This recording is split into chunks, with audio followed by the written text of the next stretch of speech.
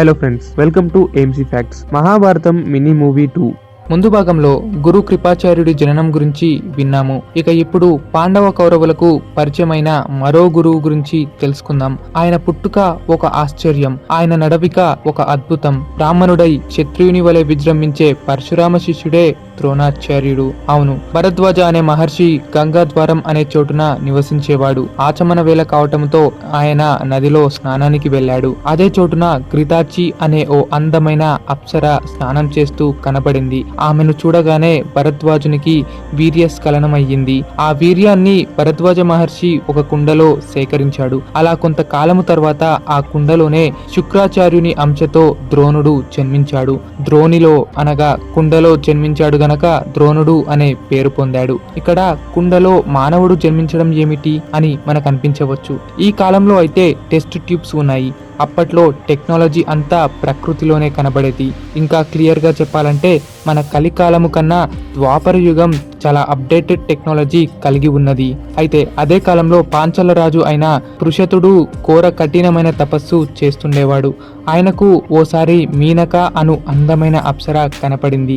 ఆమెను చూడగానే ఆయనకు వీర్యస్ఖలనం అయ్యింది. దాంతో ఆయన తన కాళ్లతో వీర్యాన్ని కప్పేశాడు. వెంటనే ఆ వీర్యము నుండి మరుద్గణముల అంశతో ఓ కుమారుడు జన్మించాడు. ఆయన పేరే ద్రుపదుడు. ద్రుపదుడు పృషతుని కుమారుడు అవటంతో ఆయనను పృషతుడు అని కూడా పిలుస్తారు. పృషతుడు తన మిత్రుడైన భరద్వాజుని యొక్క ఆశ్రమానికి వెళ్లి అక్కడే తన కుమారుడైన ద్రుపదుడిని వదిలేసి వెళ్లిపోయాడు. అక్కడే ద్రుపదుడు ద్రోణుడు ఇద్దరు గొప్ప మిత్రులయ్యారు. ఇద్దరు అగ్నివేశుడు అనే ముని వద్ద ఎన్నో విద్యలు నేర్చారు. ద్రుపదుడు చిన్న వయసులోనే పాంచాల దేశానికి రాజయ్యాడు. ద్రుపదుడు తిరిగి తన రాజ్యానికి వెళ్లే ముందు, ఓ మిత్రమా ద్రోణ, నేను పాంచాల రాజ్యానికి తిరిగి వెళ్తున్నాను. ఇక నేను రాజవుతున్నాను కదా అని నన్ను మర్చిపోకు. రాజవినా సరే కష్టకాలంలో నీకు అండగా ఉంటాను. నీకే అవసరం ఉన్నా సరే నన్ను కలువు అని చెప్పి వెళ్లిపోయాడు. ఆ తర్వాత కొంతకాలానికి ద్రోణాచార్యుడు కృపాచార్యుని చెల్లెలు అయిన కృపిని వివాహం చేసుకున్నాడు. ఆ ద్రోణ కృపులకు ఓ కుమారుడు జన్మించాడు. ఆ కుమారుడు పుట్టగానే గుర్రములా శబ్దం చేయటంతో అశ్వత్థామ అని నామకరణం చేశారు. అశ్వ అంటేనే గుర్రం అనే అర్థం వస్తుంది. అయితే అశ్వత్థామ చాలా కఠినమైన బాల్యాన్ని అనుభవించేవాడు. సరైన తిండి లేక బాధపడేవాడు. ఓ రోజు అశ్వత్థామ తన మిత్రులు ఆవు పాలు తాగుతున్నారని తెలుసుకొని వారి దగ్గరే కాస్త ఆ పాల రుచి చూశాడు. దాంతో అశ్వత్థామ తన తల్లి దగ్గరకు వెళ్లి, నాకు కూడా ఆవు పాలు కావాలి అంటూ ఏడవసాగాడు. ఇంట్లో ఆవు పాలు లేకపోవటంతో తల్లి కృపి నీటిలో బియ్యం పిండి కలిపి ఇచ్చింది. అది తాగిన అశ్వత్థామ, చీచీ, ఇవి ఆవు పాలు కాదు, ఆవు పాలవితే ఎంతో రుచిగా ఉండేవి, నాకు ఆ ఆవు పాలే కావాలి అంటూ ఏడవసాగాడు. ద్రోణాచార్యుడికి దిక్కు తోచలేదు. కొడుకుని భార్యని తీసుకువెళ్లి ఒక చోటుకు వెళ్ళాడు.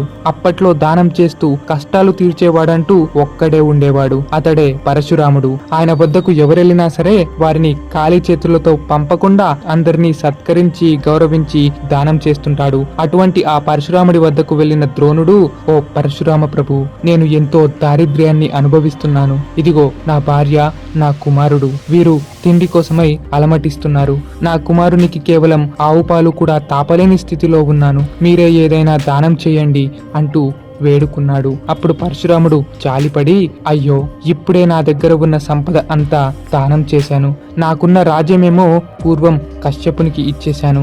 ఇప్పుడు నేను నీకు ఇవ్వగలిగేవి రెండు.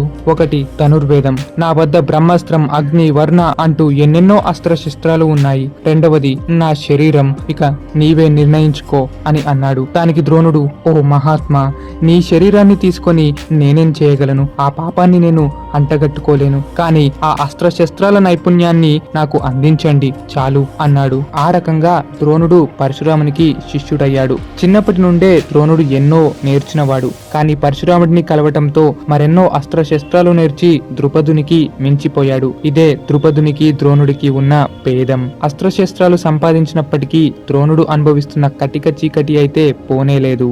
ఈ సమయంలో నాకు నా మిత్రుడే దిక్కు అనుకొని చిన్నప్పటి తన మిత్రుడైన ద్రుపదుడిని గుర్తు చేసుకొని తన భార్య ఇంకా పిల్లోడిని వెంటబెట్టుకొని ద్రుపదుడి వద్దకు బయలుదేరాడు ద్రోణాచార్యుడు. ద్రుపదుడి పాంచాల రాజ్యసభలో అందరూ చూస్తుండగా ద్రోణుడు అక్కడికి వచ్చాడు. అన్నాడు. ఓ మిత్రమా, నేను ద్రోణుడిని. బాల్యంలో నువ్వు నేను కలిసి చదువుకున్న రోజులు నీకు గుర్తున్నాయా అని అంటూ ఉండగా అప్పటికప్పుడే ద్రుపదుడు క్రోధించి పళ్ళు పటపటా కొరుకుతూ, ఓరి నీచుడా, ఎవడివిరా నీవు? ముష్టి ఎత్తుకొని బ్రతుకుతూ దారిద్ర్యాన్ని గడుపుతూ ఉన్న నీవు నాలాంటి ఓ మహారాజుని, క్షత్రియుడిని పట్టుకొని మిత్రుడు అని పలుకుతావా? అసలు నీకు నాకు స్నేహమేమిటి?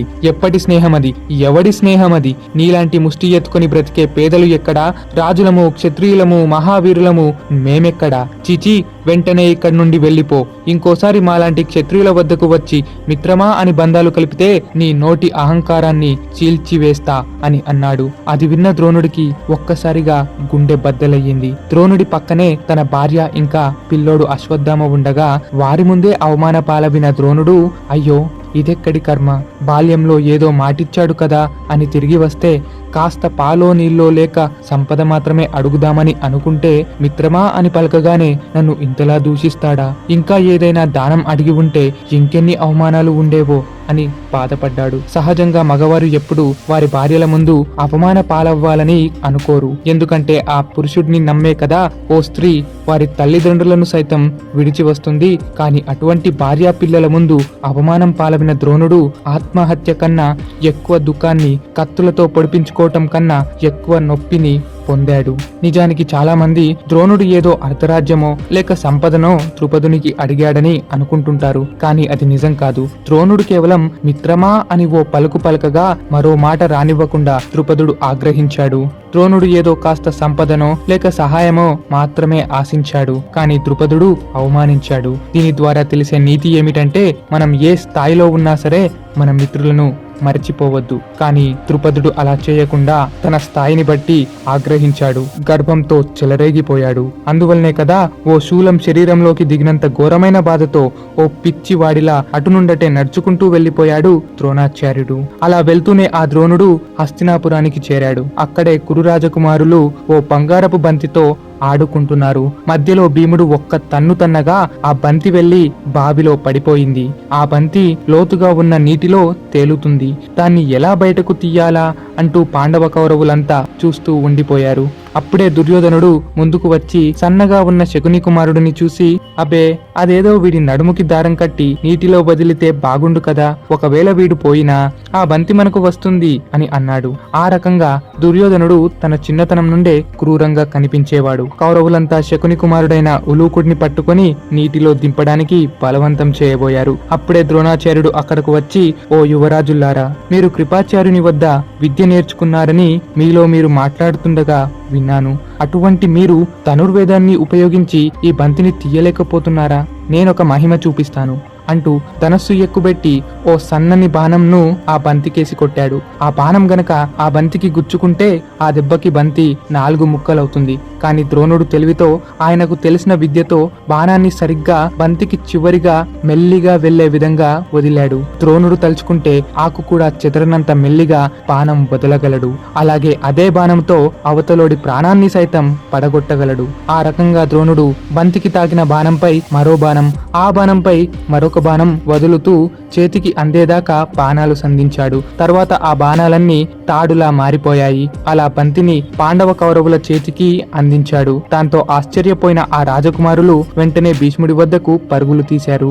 జరిగినదంతా విన్న భీష్ముడు, ఏమిటి, బాణాన్ని తాడులా మార్చాడా? ఈ భూమి మీద బాణాన్ని తాడులా చేసి బంతికి పైకి తీయగల నైపుణ్యం కేవలం 3కి మాత్రమే ఉన్నది. ఒకడు నా గురువు పరశురాముడవితే, రెండవ వాడిని స్వయాన్నా నేనే, ఇంకా మిగిలిన 3వ వాడే ద్రోణుడు. అయితే వచ్చిన వాడు ఖచ్చితంగా ఆ ద్రోణుడే అయ్యి ఉంటాడు అని ఆయనను సభలోకి ఆహ్వానించాడు భీష్ముడు. ద్రోణుడు సభలోకి అడుగు పెట్టాడు. ద్రోణుడు భీష్ముడిని, భీష్ముడు ద్రోణుడిని ఒకరిని ఒకరు గుర్తుపట్టారు. ఓ మహానుభావ, నీ తేజస్సు, నీ పరాక్రము చూస్తుంటేనే తెలిసిపోతుంది నీవు భరద్వాజ వంశస్థుడవి అని అంటూ ఆసనమిచ్చి ఎంతో గౌరవంగా హత్తుకొని మాట్లాడాడు భీష్ముడు. ద్రోణుడు తన బాధంతా భీష్ముడితో చెప్పాడు. దానికి భీష్ముడు, ఓ మహానుభావ, మా కురురాజుల కోసమై మేము ఓ గురువును వెతుకుతున్నాము. సకల విద్య అంతా తెలిసిన గురువులు మీరు మాత్రమే. మీరు రావటం మా అదృష్టం. ఈ భూమి మీద నాకు సమానుడైన యోధుడు లేకుండా పోయాడు. మీరు ఈ హస్తినాపుర రాకుమారులను నా అంతటా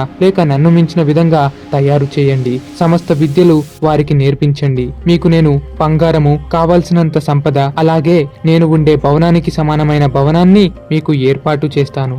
నాకు తగ్గ గౌరవం, నాకు దక్కే ఏర్పాట్లు అన్నీ మీకు కూడా దక్కేలా చేస్తాను. మీ కుటుంబంతో ఇక్కడే ఉండండి అని అన్నాడు. దానికి ద్రోణుడు ఆనందించాడు. వచ్చి రాగానే అశ్వత్థామ దుర్యోధనుడికి స్నేహితునిగా మారాడు. వారి బుద్ధులే అలా కలిసి వచ్చాయి కనుక అశ్వత్థామకి దుర్యోధనుడితో స్నేహం కుదిరింది. దుర్యోధనుడు కేవలం అవసరం కోసమే స్నేహం చేసే వంటి మూర్ఖుడు. కానీ అశ్వత్థామ మాత్రం దుర్యోధనుడికి ప్రాణమిచ్చేవాడు. రుద్ర అంశ అయినా సరే దుర్యోధనుడి దుర్బుద్ధికి బానిసగా మారాడు. భీష్ముడు ద్రోణుడిని గురువుగా నియమించగా ద్రోణుడు గురు రాకుమారులను గంగా నది వైపుకు తీసుకువెళ్లాడు. సహజంగా ఊరిలో విద్యలు నేర్పరాదు. అందువల్ల ఆయన గంగా నది వైపుకు వెళ్ళాడు. ఓ రాజకుమారులారా, ఇవాళ అష్టమి. ఈ రోజు విద్య నేర్వటం అంటే అది మంచి విషయమే. కానీ నా దగ్గర శిక్షణ పూర్తి కాగానే మీరు నాకు గురుదక్షిణ ఇవ్వాలి. మీలో ఎవరు గురుదక్షిణ ఇస్తారో ఇప్పుడే తేల్చుకొని ముందుకు రండి అని అన్నాడు. అక్కడున్న రాజపుత్రులంతా ఒకరి ముఖం ఒకరు చూసుకుంటున్నారు. కానీ ఓ చిన్న బాలుడు, మహా తేజస్సు గలవాడు ముందుకు వచ్చాడు. అతడే కుంతి పుత్రుడు అర్జునుడు. ఓ ఆచార్య, నేను మీకు నా ప్రాణాలు అడ్డుపెట్టైనా సరే గురుదక్షిణ అందిస్తాను అని అన్నాడు. అర్జునుడి మాటకు మెచ్చిన ద్రోణాచార్యుడు, ఓ రాకుమారా, నేను నీకు మాటిస్తున్నాను. నీ కాలములో నీ వయస్సు కలిగిన వారిలో నిన్ను మించిన వీరుడు మరొకడు ఉండడు అని గౌరవంగా చెప్పాడు. అలా ద్రోణుడు కురుపుత్రులకు విద్య నేర్పటం మొదలుపెట్టాడు. ధర్మరాజు ఈటలతో యుద్ధం చేయటం నేర్చుకుంటున్నాడు. భీమ దుర్యోధనులు గదా యుద్ధం నేర్చుకుంటున్నారు. అర్జునుడు ధనుర్వేదం నేర్చుకుంటున్నాడు. ఇలా వారికి ఇష్టమైన విద్యలు వారు నేర్చుకుంటున్నారు. కానీ అప్పట్లో ధనుర్వేదానికే ఎక్కువ ప్రాధాన్యత ఉండేది. కాబట్టి చాలా వరకు అందరూ ధనుర్విద్యనే నేర్చుకుంటున్నారు. ఇలానే రోజులు గడుస్తూ ఉండగా చుట్టుపక్కన ఉన్న వీరులు, రాజులు కూడా ద్రోణుడి వద్ద వచ్చి విద్య నేర్చుకోసాగారు. అలానే సూర్య తేజస్సు గల కర్ణుడు కూడా చేరాడు. కర్ణుడు వచ్చి రాగానే దుర్యోధనుడితో కలిసిపోయి దుర్యోధన పక్షాన నిలిచి విద్యలు నేర్చుకునేవాడు. ఇంకో పక్కన అర్జునుడు ద్రోణుడిని ప్రతిసారి మెప్పిస్తూనే వచ్చాడు. అర్జునుడు వీరుడిగా ప్రతి విద్య సునాయాసంగా నేర్చుకోవటంతో అశ్వత్థామ కుళ్ళుకున్నాడు. ఎక్కడ అర్జునుడు నాకన్నా గొప్పవాడవుతాడా అని భయపడి ఓ వంటవాడి దగ్గరకు వెళ్లి, ఓ వంటవాడా, ఏ పరిస్థితి అయినా సరే చీకట్లో మాత్రం అర్జునుడికి భోజనం వడ్డించకు అని అన్నాడు. ఇలా అనటంలో ఓ కారణం ఉంది. అర్జునుడు చీకట్లో భోజనం చేస్తే చీకట్లో బాణాలు కూడా వదలాలి అన్న భావం కలుగుతుంది. అప్పుడు అర్జునుడు మరింత పరాక్రమ వీరుడవుతాడు అనే కారణం చేత అశ్వత్థామ అలా పలికాడు. అప్పటి నుండి వంటవాడు దీపము మంటలు వెలిగే చోటనే అర్జునుడికి భోజనం వడ్డించేవాడు. ఇలా ఎవ్వరు ఏమి చేసినా ఆ భగవంతుడి అనుగ్రహము మనకు ఉంటే ఇవన్నీ ఫలించవు. అవును, అర్జునుడు వెలుగులో భోజనం చేస్తున్నా సరే హఠాత్తుగా ఓ పెద్ద గాలితో వెలుగంతా పోయింది. దీపాలు అన్ని ఆరిపోయాయి. అప్పుడు అర్జునుడు దానిని ఏమీ పట్టించుకోకుండా భోజనం చేస్తున్నాడు. అంతేకాక ఏ కూర ఎక్కడుందో చీకట్లోనే చూసి మరీ వడ్డించుకొని తింటున్నాడు. అప్పుడే అర్జునుడికి ఓ ఉపాయం తట్టింది. ఈ చీకటిలో నా అంతట నేనే భోజనం చేస్తున్నాను, నాకు నేనే వడ్డించుకుంటున్నాను, ఏ వస్తువు ఎక్కడుందో గ్రహించగలుగుతున్నాను. అలాగే చీకట్లో శబ్దానికి బట్టి బాణాలు వదలటం నేర్చుకోవచ్చు కదా అని అనుకున్నాడు. అలా పరమాత్ముడి కరుణ వలన అర్జునుడు ఏది చేయకూడదని అశ్వత్థామ అనుకున్నాడో అదే చేసి చూపించాడు. చీకటిలో వేగంగా బాణాలు వదలటం నేర్చుకున్నాడు. ఎక్కడ ఆకు శబ్దం వస్తుంది, ఎక్కడ ఎవరు తిరుగుతున్నారు, ఎక్కడ గాలి వేస్తుంది అని అన్ని గ్రహించి బాణాలు సంధించటం నేర్చుకున్నాడు. ఓ రాత్రి ద్రోణుడికి నిద్ర పట్టకపోగా అప్పుడే బయట నుండి బాణాల శబ్దాలు వస్తున్నాయి. ఏమిటా అని బయటకు వెళ్లి మరీ చూశాడు. అక్కడ అర్జునుడు కనబడటంతో, అర్జున, ఇంత రాత్రి వేళ నీవిక్కడేం చేస్తున్నావు అని అడిగాడు. దానికి అర్జునుడు, ఆచార్య, నేను చీకట్లో శబ్దములు బట్టి బాణాలు సంధించటము నేర్చుకుంటున్నాను అని చెప్పాడు. అర్జునుడికి ధనుర్వేదంపై ఉన్న ఆసక్తిని గమనించి ద్రోణుడు గట్టిగా హత్తుకున్నాడు. ఓ అర్జున, నేను నిన్ను సర్వశ్రేష్ఠ ధనుర్ధారిగా చేస్తాను, సకల లోకాన్ని జయించగల అస్త్రాలు అందిస్తాను, నీవు నన్ను కూడా జయిస్తావు అని తనకు తెలియకుండానే ఆశీర్వాదములు, వరాలు ఇచ్చాడు ద్రోణాచార్యుడు. వినే వంటి శిష్యుడు ఉంటే గురువు కూడా పులకించిపోతాడు అని ఈ సన్నివేశం ద్వారా మనం తెలుసుకోవచ్చు. అయితే హిరణ్యధనుడి కుమారుడైన ఏకలవ్యుడు ఓసారి ద్రోణాచార్యుడిని కలుసుకున్నాడు. ఓ ఆచార్య, నేను కూడా బాణాలు సంధించటం నేర్చుకుంటున్నాను. అయినప్పటికీ అస్త్రాల నైపుణ్యాన్ని కూడా పొందాలని ఆశిస్తున్నాను. కాబట్టి మీరే నాకు విద్య నేర్పండి అంటూ ఎంతో వినయంగా అడిగాడు. ద్రోణుడు మాత్రం ఏకలవ్యుడి వినయతనాన్ని చూడలేదు. ఆయనలో చెలరేగుతున్న నిప్పు కాంతిని మాత్రమే చూశాడు. అవును, ఇప్పుడు ఈ కుమారుడు మామూలు వాడిగానే కనిపించవచ్చు, కానీ భవిష్యత్తులో ఇదే ఏకలవ్యుడు సమస్త లోకాన్ని పీడించేవాడవుతాడు. జరాసంధుడికి మిత్రుడవుతాడు, బలరామకృష్ణులకు శత్రువు అవుతాడు. అటు తిరిగి ఇటు తిరిగి చివరికి హస్తినాపురాన్నే నాశనం చేస్తాడు అనుకుంటూ ద్రోణుడు ఎంతో గొప్పగా ఆలోచించి ఏకలవ్యునితో, ఓ కుమారా, నేను క్షత్రియులకి విప్రులకి తప్ప ఎవరికీ విద్య నేర్పలేను అని అన్నాడు. దానికి ఏకలవ్యుడు దుఃఖించలేదు. గురుభక్తితోనే, ఆచార్య, మీ చేత నేర్వకపోయినా పర్వాలేదు, మీ సమీపంలోనే నేర్చుకుంటాను అని అక్కడి నుండి వెళ్లిపోయాడు. ఇక్కడ చాలా మందికి ఏకలవ్యుడిని ద్రోణుడు తిరస్కరించడానికి కులమే కారణం అంటారు. కానీ ఏకలవ్యుడు తక్కువ కులపు వాడని భారతంలో ఎక్కడా చెప్పలేదు. భీష్మ పితామహుల వల్లే కదా ఇంతటి స్థానము గౌరవము పొందినది. అంతటి పితామహులకే కష్టం తీసుకురావాలని ఎవరు కోరుకుంటారు? హస్తినాపురానికి దగ్గరలో ఉన్న వారికే ద్రోణుడు విద్య నేర్పేవాడు. అది తప్ప ద్రోణుడికి అసలు క్యాస్ట్ ఫీలింగే లేదు. అది ముందు ముందు వచ్చే సన్నివేశాల ప్రకారం కూడా మనం మళ్ళీ చెప్పుకోవచ్చు. అయితే ఏకలవ్యుడు అడవులకు వెళ్లి మట్టితో ద్రోణాచార్యుడి విగ్రహం తయారు చేసుకున్నాడు. ఆ విగ్రహాన్ని ముందు ఉంచి ఆయననే గౌరవిస్తూ తనంతట తానే సొంతగా విద్యలు నేర్చుకుంటున్నాడు. అలా కొంతకాలం గడిచింది. నేర్చిన విద్య ఎక్కడిదాకా వచ్చిందా అనే పరీక్ష కోసం పాండవ కౌరవులంతా అడవుల్లో వేటకు దిగారు. క్రూర మృగాలపై దాడి చేసి వారి విద్యను ప్రదర్శించారు. ఈ వేట కొరకు కురుపుత్రులు కొన్ని వేట కుక్కలను వెంటబెట్టుకుని వెళ్లారు. ఆ కుక్కల గుంపులో నుంచి ఓ కుక్క దారి తప్పి అదే అడవిలో విద్య నేర్చుకుంటున్న ఏకలవ్యుడి దగ్గరకు వెళ్ళింది. ఏకలవ్యుడు అక్కడ శ్రద్ధగా బాణాలు సంధిస్తూ ఉండగా ఆ కుక్క బౌ అని అరిచింది. ఏకలవ్యుడు ఒక్కసారిగా వెనక్కి మరలి ఒక్క దెబ్బతో కుక్క నోటి నిండా బాణాలను వదిలాడు.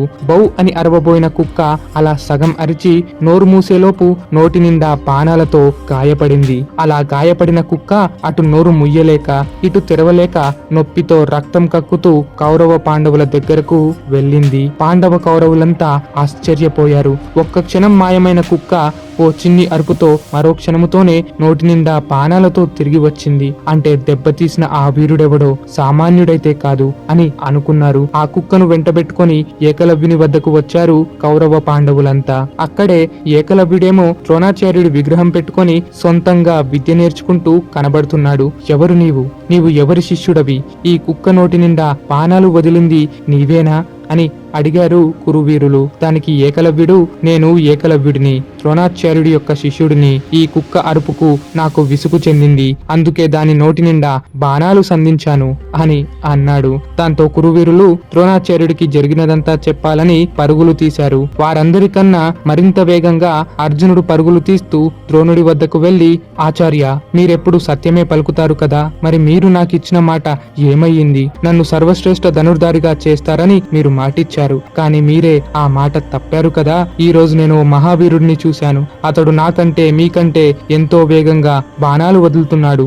ఎవరని అడిగితే నీ శిష్యుడంటున్నాడు అని అన్నాడు. దానికి ద్రోణుడు ఆశ్చర్యపోయాడు. నా శిష్యులలో నన్ను మించిన వాడా? ఎవరతడు అంటూ ఏకలవ్యుడి వద్దకు వెళ్ళాడు ద్రోణాచార్యుడు. ద్రోణుడు ఏకలవ్యుడిని చూసి ఆశ్చర్యపోయాడు. కుమారా, ఇన్ని విద్యలు నీవెలా నేర్చుకున్నావు అని అడిగాడు. దానికి ఏకలవ్యుడు, ఆచార్య, మీరు నన్ను తిరస్కరించినా సరే నేను మట్టితో మీ విగ్రహాన్ని తయారు చేసి మీ దగ్గర అనగా ఈ విగ్రహం దగ్గరే విద్య నేర్చుకుంటున్నాను అని అన్నాడు. ద్రోణుడు ఆశ్చర్యపోయాడు. కేవలం గురుభక్తితో ఇంతటి పరాక్రమం పొందినవాడు సమస్త లోకములో ఏకలవ్యుడు ఒక్కడే. అందుకే అంటారు, గురువు లేకపోయినా కాస్త శ్రద్ధ లేక దానికి మించిన గురుభక్తి ఉంటే మనకి దక్కనిది అంటూ ఏదీ ఉండదు. ఏకలవ్యుడు అస్త్రాలు నెరవలేదు. కేవలం మామూలు బాణాలనే అత్యంత వేగంగా ఒకేసారి 5-6 బాణాలంటూ వదులుతూ ఉన్నాడు. అవతలోడి అస్త్ర నైపుణ్యం కూడా ఏకలవ్యుని ముందు నిలవజాలనంత గొప్పగా తన విద్యను ప్రదర్శిస్తున్నాడు. ఇక్కడ సాధారణ బాణాలు సంధించడం వేరు, అస్త్రాలు వేరు. అస్త్రాలు అంటే మంత్రసిద్ధితో వాడబడేవి. మంత్రము లేకపోతే అస్త్రాలు పనిచేయవు. ఉదాహరణకు బ్రహ్మాస్త్రముకి మంత్రమే అవసరం తప్ప బాణం అవసరం లేదు. గడ్డిపోచంపై మంత్రం చదివినా సరే ఆ గడ్డియే బ్రహ్మాస్త్రం అవుతుంది, లోకాన్ని నాశనం కూడా చేస్తుంది. ఇక ద్రోణుడు ఏకలవ్యుడి విషయంలో చాలా ఆలోచించాడు. భవిష్యత్తు దాకా, హస్తినపుర రక్షణ దాకా ఆలోచించసాగాడు. ఈ ఏకలవ్యుడు సాధారణ బాణాలతోనే ఇలా ఉంటే అస్త్రాలు పొందితే మరేమైనా ఉందా? ఇప్పుడు వినయంగా కనబడుతున్న ఈ బాలుడు రేపటి తరానికి రుద్రుడవుతాడు. సమస్త లోకాన్ని తానే నాశనం చేయగలడు. పైగా నిషధరాజు ఇతడు, జరాసంధుడి మిత్రుడు, నరకాసురుడికి కూడా మిత్రువే అవుతాడు. కేవలం కుక్కపై విసుక్కొని ఒక జంతువుపై దయా లేకుండా దాడి చేశాడు. భవిష్యత్తులో ఇంకెంత క్రూరుడు అవ్వగలడు? హస్తినాపురానికి కూడా శత్రువు అవ్వగలడేమో. లేదా భవిష్యత్తులో పాండవ కౌరవులకు యుద్ధం వచ్చినా ఈ ఏకలవ్యుడు దుర్యోధన పక్షాన చేరగలడు అని ఆలోచించాడు. అంతా ఆలోచించి, ఓ ఏకలవ్య, నేను నీ గురువు అంటున్నావు, మరి నీవు గురుదక్షిణ కూడా ఇవ్వాలి కదా అని అన్నాడు. దానికి ఏకలవ్యుడు, ఆజ్ఞాపించండి ఆచార్య అని పలికాడు. దానికి ద్రోణుడు గురుదక్షిణగా ఏకలవ్యుడి బొటన వేలును అడిగాడు. ఏకలవ్యుడు మరో ఆలోచన లేకుండా తన బొటన వేలును ఖండించాడు. అయితే ద్రోణుడు కావాలనే ఏకలవ్యుడి బొటన వేలును అడిగాడు. కేవలం అర్జునుడి కుళ్ళులు లేక కుట్రాలు అని కొందరు మూర్ఖులు అంటుంటారు. అది నిజం కాదు. ఏకలవ్యుడి పరాక్రమానికి ద్రోణుడు కూడా మెచ్చుకున్నవాడే. కానీ ఏకలవ్యుడు అధర్ముడు. అతడి వల్ల లోకాలే నాశనమవుతాయి. అంతేకాదు, ద్రోణుడు తలుచుకుంటే ఏకలవ్యుడి శిరస్సు కూడా అడగగలడు. కానీ ఏకలవ్యుడిపై జాలి కనికరం అనేది ద్రోణుడికి ఉంది కాబట్టే కేవలం బొటన వేలు అడిగాడు. అంతేగాని ఈ విషయంలో అర్జునుడి కుళ్ళు, ద్రోణుడి కుట్ర అంటూ ఏమీ లేదు. ఇదే విషయం భవిష్యత్తులో సాక్షాత్తు కృష్ణ పరమాత్ముడే చెబుతాడు. ఇదంతా విష్ణులీల, కృష్ణ సంకల్పన మాత్రమే. ఇందులో ద్రోణుడు చేసిన తప్పంటూ ఏమీ లేదు. ఇక ఏకలవ్యుడికి బొటనవేలు లేనప్పటికీ అతడు మహావీరుడు. బలరాముడితో సైతం యుద్ధం చేసిన సందర్భం కూడా ఉంది. అది భాగవత మహాపురాణంలో చెప్పబడింది. మీకు భాగవతంపై ఇంట్రెస్ట్ ఉంటే ఆ సిరీస్ యొక్క వాల్యూమ్ లింక్ కూడా కామెంట్స్ లో ఇస్తాను, తప్పక చూడండి. అయితే ఒకరోజు ద్రోణాచార్యుడు తన శిష్యులను పరీక్షించడానికి ఓ మర్రి చెట్టు పైన కృత్రిమమైన పక్షిని ఉంచాడు. అనగా అసలైన పక్షి కాదు, కేవలం పరీక్షల కోసం ఉపయోగించే చెక్కలతో తయారు చేసిన పక్షి బొమ్మ. మొదటగా ధర్మరాజును పిలిచి, ఓ యుధిష్ఠిరా, నీకు అక్కడున్న చెట్టు కనబడుతుందా అని అడిగాడు. అవును ఆచార్య అని ధర్మరాజు పలికాడు. మరి ఆ చెట్టుకున్న కొమ్మ కనిపిస్తుందా అని ద్రోణాచార్యుడు అడిగాడు. అవునన్నాడు ధర్మరాజు. అయితే ఆ కొమ్మ మీదున్న పక్షి కనబడుతుందా అని మళ్ళీ అడిగాడు ద్రోణుడు. ఆ గురువు గారు, బహుబాగా కనబడుతున్నది అని అన్నాడు ధర్మరాజు. మరి నీ పక్కనున్న మేము కనబడుతున్నామా అని మళ్ళీ ప్రశ్నించాడు ద్రోణాచార్యుడు. అవును గురువు గారు, నాకు మీరు, నా సోదరులు, పక్కనున్న చెట్లు, పుట్టలు, పక్షులు, జంతువులు అన్నీ అద్భుతంగా కనబడుతున్నాయి అని అన్నాడు ధర్మరాజు. అయితే నీ వల్ల కాదు, బాణాన్ని సంధించలేవు, ఇక పక్కకు వెళ్లి కూర్చో అన్నాడు ద్రోణుడు. ఆశ్చర్యపోయిన ధర్మరాజు గురువుని గౌరవించి మరో మారు మాట్లాడకుండా పక్కకి తప్పుకున్నాడు. అప్పుడు ద్రోణుడు దుర్యోధనుడిని పిలిచాడు. ఓ దుర్యోధన, నీకు చెట్టు కనబడుతుందా అని అడిగాడు. దానికి దుర్యోధనుడు, ఓ ఆచార్య, నాకు కూడా చెట్టు కొమ్మ, కొమ్మపై పిట్ట, అలాగే పక్కనున్న మీరంతా కూడా కనబడుతున్నారు. పైగా నేను ధృతరాష్ట్ర కుమారుడిని కాని నేనే ధృతరాష్ట్రుడినైతే కాదు కదా, నాకు 2 కళ్ళు చాలా చక్కగా కనబడుతున్నాయి, అది కూడా మీరు అడగాలా అని అన్నాడు. అబ్బో, అయితే నీ వల్ల కాదు, పక్కకెళ్ళి ఆడుకో, వెళ్ళి ధర్మరాజు పక్కనే కూర్చో అని పలికాడు ద్రోణాచార్యుడు. సహజంగానే దుర్యోధనుడికి నోటి అహంకారం ఎక్కువ కనుక అప్పుడే వెళ్లకుండా, ఏమైంది గురువు గారు, నేను ఈ బాణాన్ని సంధించవద్దా అని మరో 4 మాటలు పలికాడు. అలా దుర్యోధనుడు పక్కకు తప్పుకోగానే మరెందరో వీరులను పిలిచి ఈ రకంగానే ప్రశ్నలు అడిగాడు ద్రోణుడు. అందరూ ఒకే రకంగా సమాధానం ఇవ్వడంతో అందరినీ పక్కకు తప్పించాడు ద్రోణుడు. అప్పుడు వచ్చాడు గాంధీవదారి అర్జునుడు. ఓ కౌంతేయ, నీకు ఆ చెట్టు కనబడుతున్నదా అన్నాడు ద్రోణుడు. లేదు గురువర్య, నాకు కనబడట్లేదు అని పలికాడు అర్జునుడు. మరైతే ఆ కొమ్మ కనబడుతున్నదా అని అడిగాడు ద్రోణుడు. లేదు అని పలికాడు అర్జునుడు. పోని మేము కనబడుతున్నామా అని అడిగాడు ద్రోణుడు. మళ్ళీ లేదు అన్నాడు అర్జునుడు.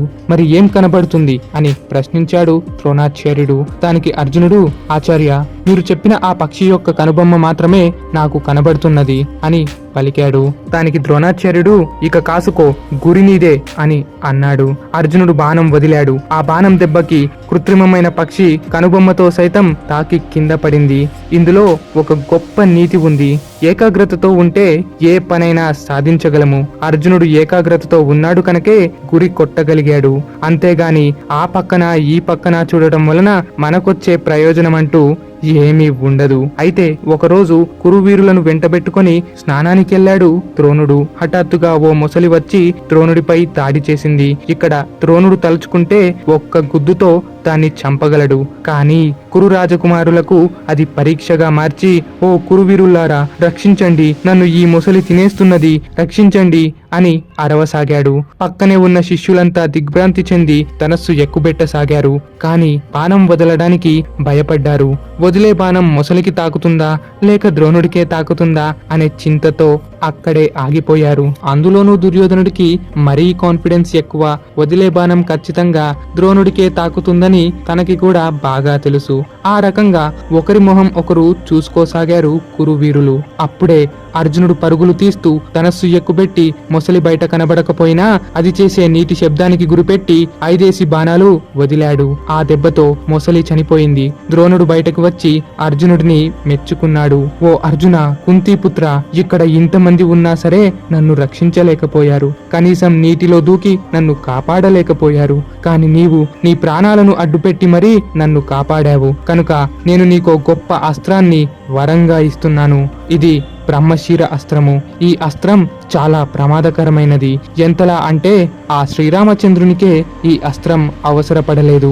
ఈ అస్త్రము కేవలం రాముడు, పరశురాముడు లేక మరికొంత మహానుభావుల వద్ద మాత్రమే ఉన్నది. నా పుత్రుడు అశ్వత్థామకు కూడా ఇటువంటి అస్త్రము నేను ఇవ్వలేదు. కనుక ఏ పరిస్థితి అయినా నీవు ఈ అస్త్రాన్ని ఉపయోగించకు.